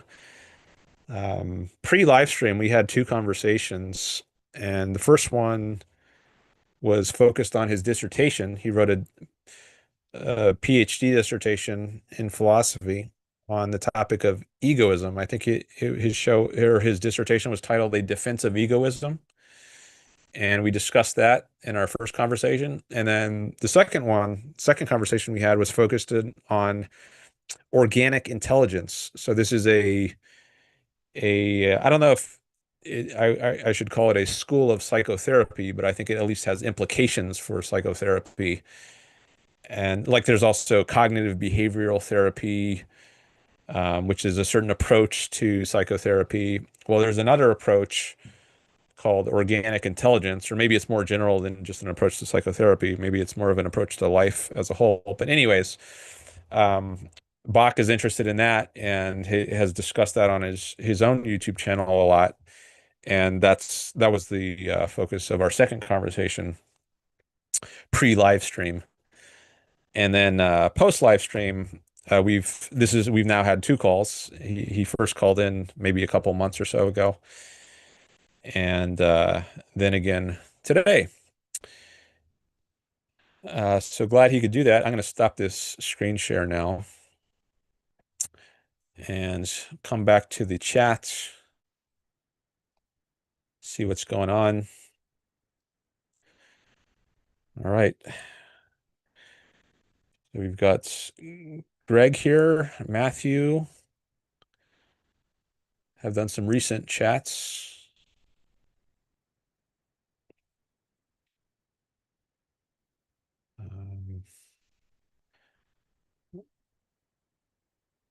I think maybe evolutionary had to go.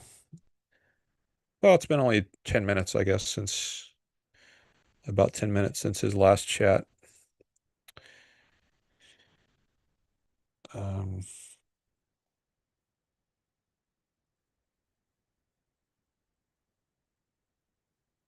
just reading through some of these to see if there's any that I want to read on stream aloud.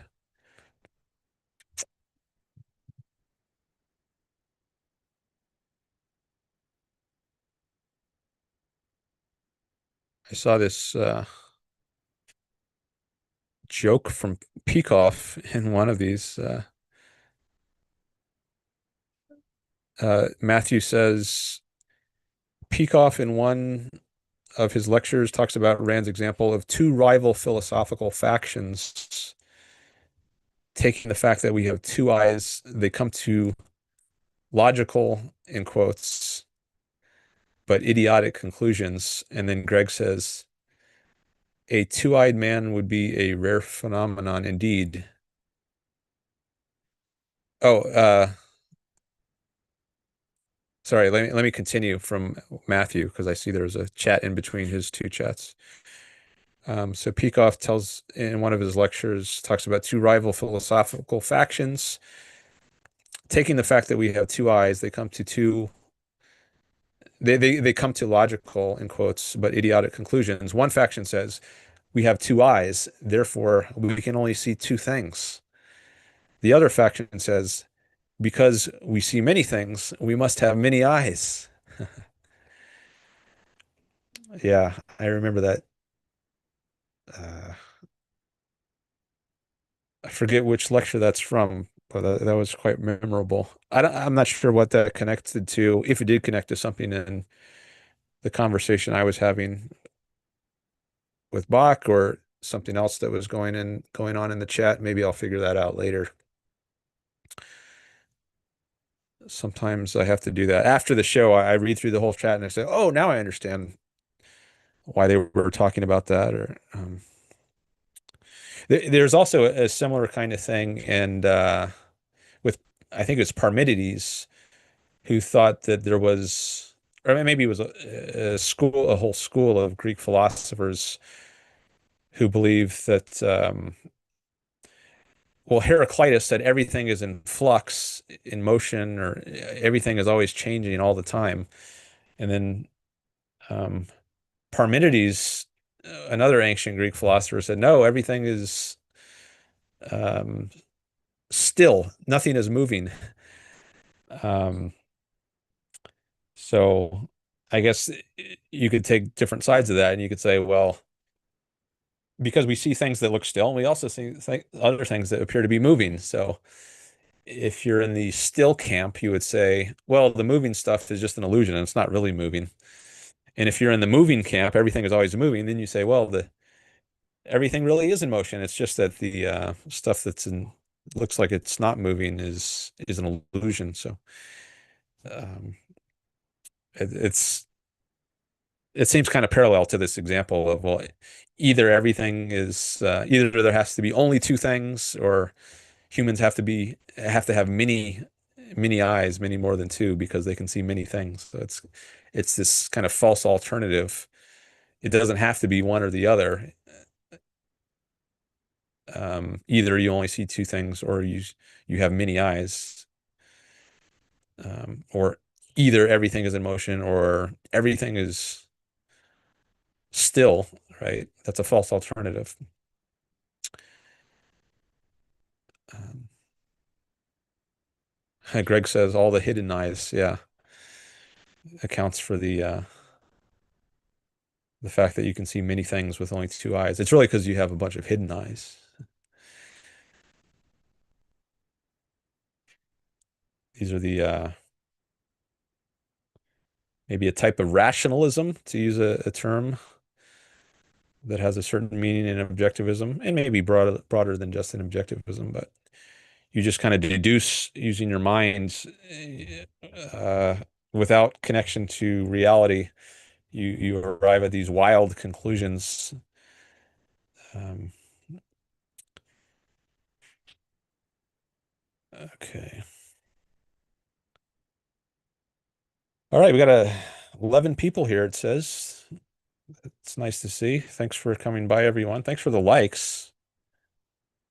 Got 11 likes and 11 people watching, it says.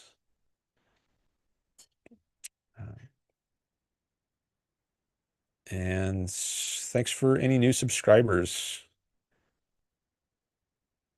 Let's see, it's now 3:45 almost. So I started at 12:15. So I've been going for almost 3.5 hours. I might need another break, or maybe I should just end it. Um, let's see. Is there any other burning topic someone really wants to discuss? If so, you can put it in the chat.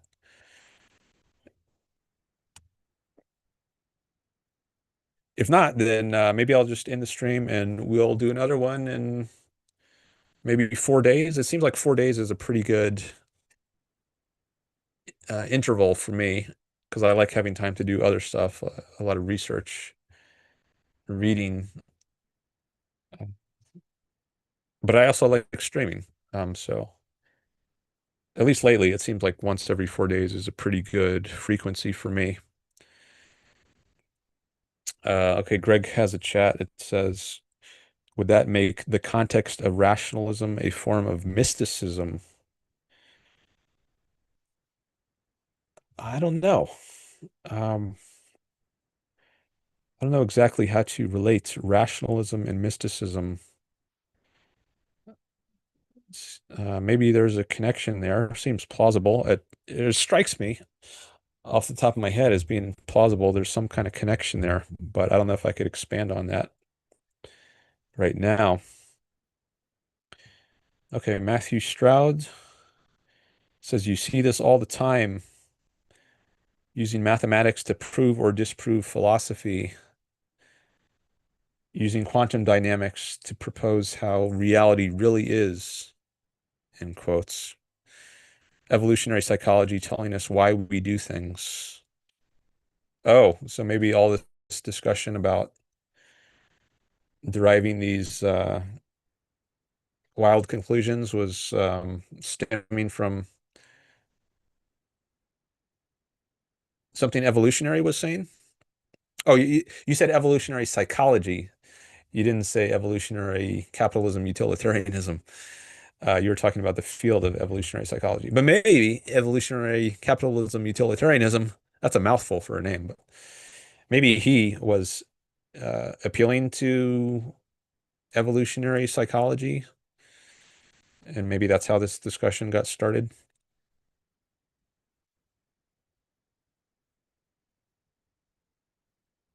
Yeah, I'm pretty skeptical of the field that's called evolutionary psychology, which maybe game theory is a part of or closely related to somehow. But I think there is, yeah, some,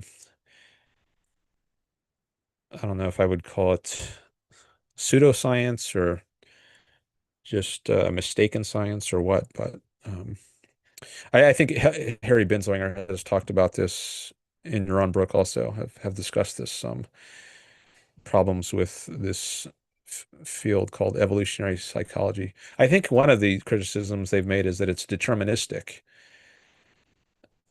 So I think that's definitely a problem with it if it is deterministic. I haven't studied it much myself, so I can't say much firsthand about it, but I have heard it described as having a deterministic view of things. Robert says, if your only tool is a hammer, every problem looks like a nail. If you're wedded to evolutionary psychology. Yeah, it seems like they have a story they can tell for all kinds of things in terms of evolutionary psychology. Um, like, why is it that we associate blue with boys and pink with girls, these colors, right? I don't know if I read this in an article somewhere, but maybe there's some kind of evolutionary explanation of that. Even though I don't know if you could find, maybe there are some cultures where it's the reverse, and maybe pink is more associated with the boys and blue with the girls. Um, so it's not really like intrinsic to the nature of being male or female that one is associated with the other. It's just a cultural artifact. But um, I think maybe evolutionary psychology explains things or tries to explain things like that, which aren't really proper things to be trying to explain because they're not actually not. They're more cultural facts than like natural facts. Um, Billy is here. He says, just got home from work, started a new job at a local grocery, and it's pretty chill so far. I had to take a bit of a pay cut compared to my last job, but my last boss retired and I was laid off. Okay. Uh, Robert says, or Matthew says to Robert, you're describing Brett Weinstein perfectly. Oh, is he a evolutionary psychology guy? I've watched a little of Brett Weinstein, but not much. I didn't know enough to know that I wouldn't be able to say he was an evolutionary psychology guy, but I guess it wouldn't be surprising if he were. I do recall hearing he's a biologist. So, and his brother Eric Weinstein, he's more into math and physics, I think. I've only seen a little of him too. The Weinstein brothers.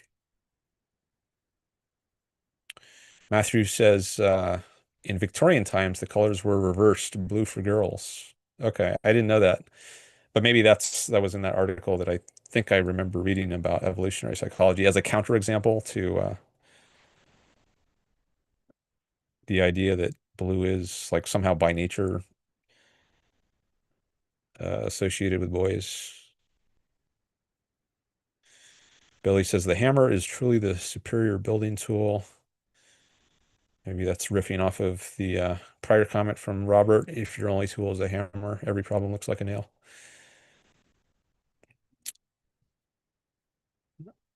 Greg says 3D printers are starting to challenge the hammer in the building community. And Matthew says evolution is Brett's hammer. Okay.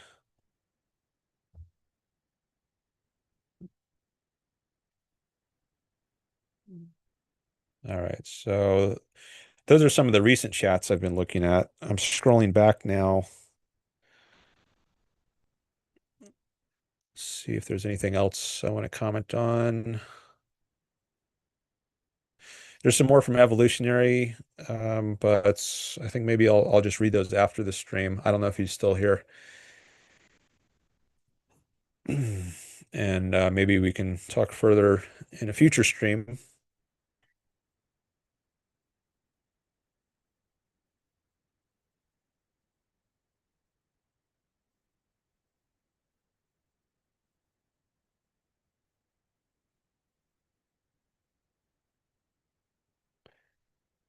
Jasmeet says earlier in the chat to Matthew Stroud, thank you, really helpful. Okay. Good that Matthew could be helpful to Jasmeet. I don't know what he was helpful about, but I'm looking back now to see what they were discussing.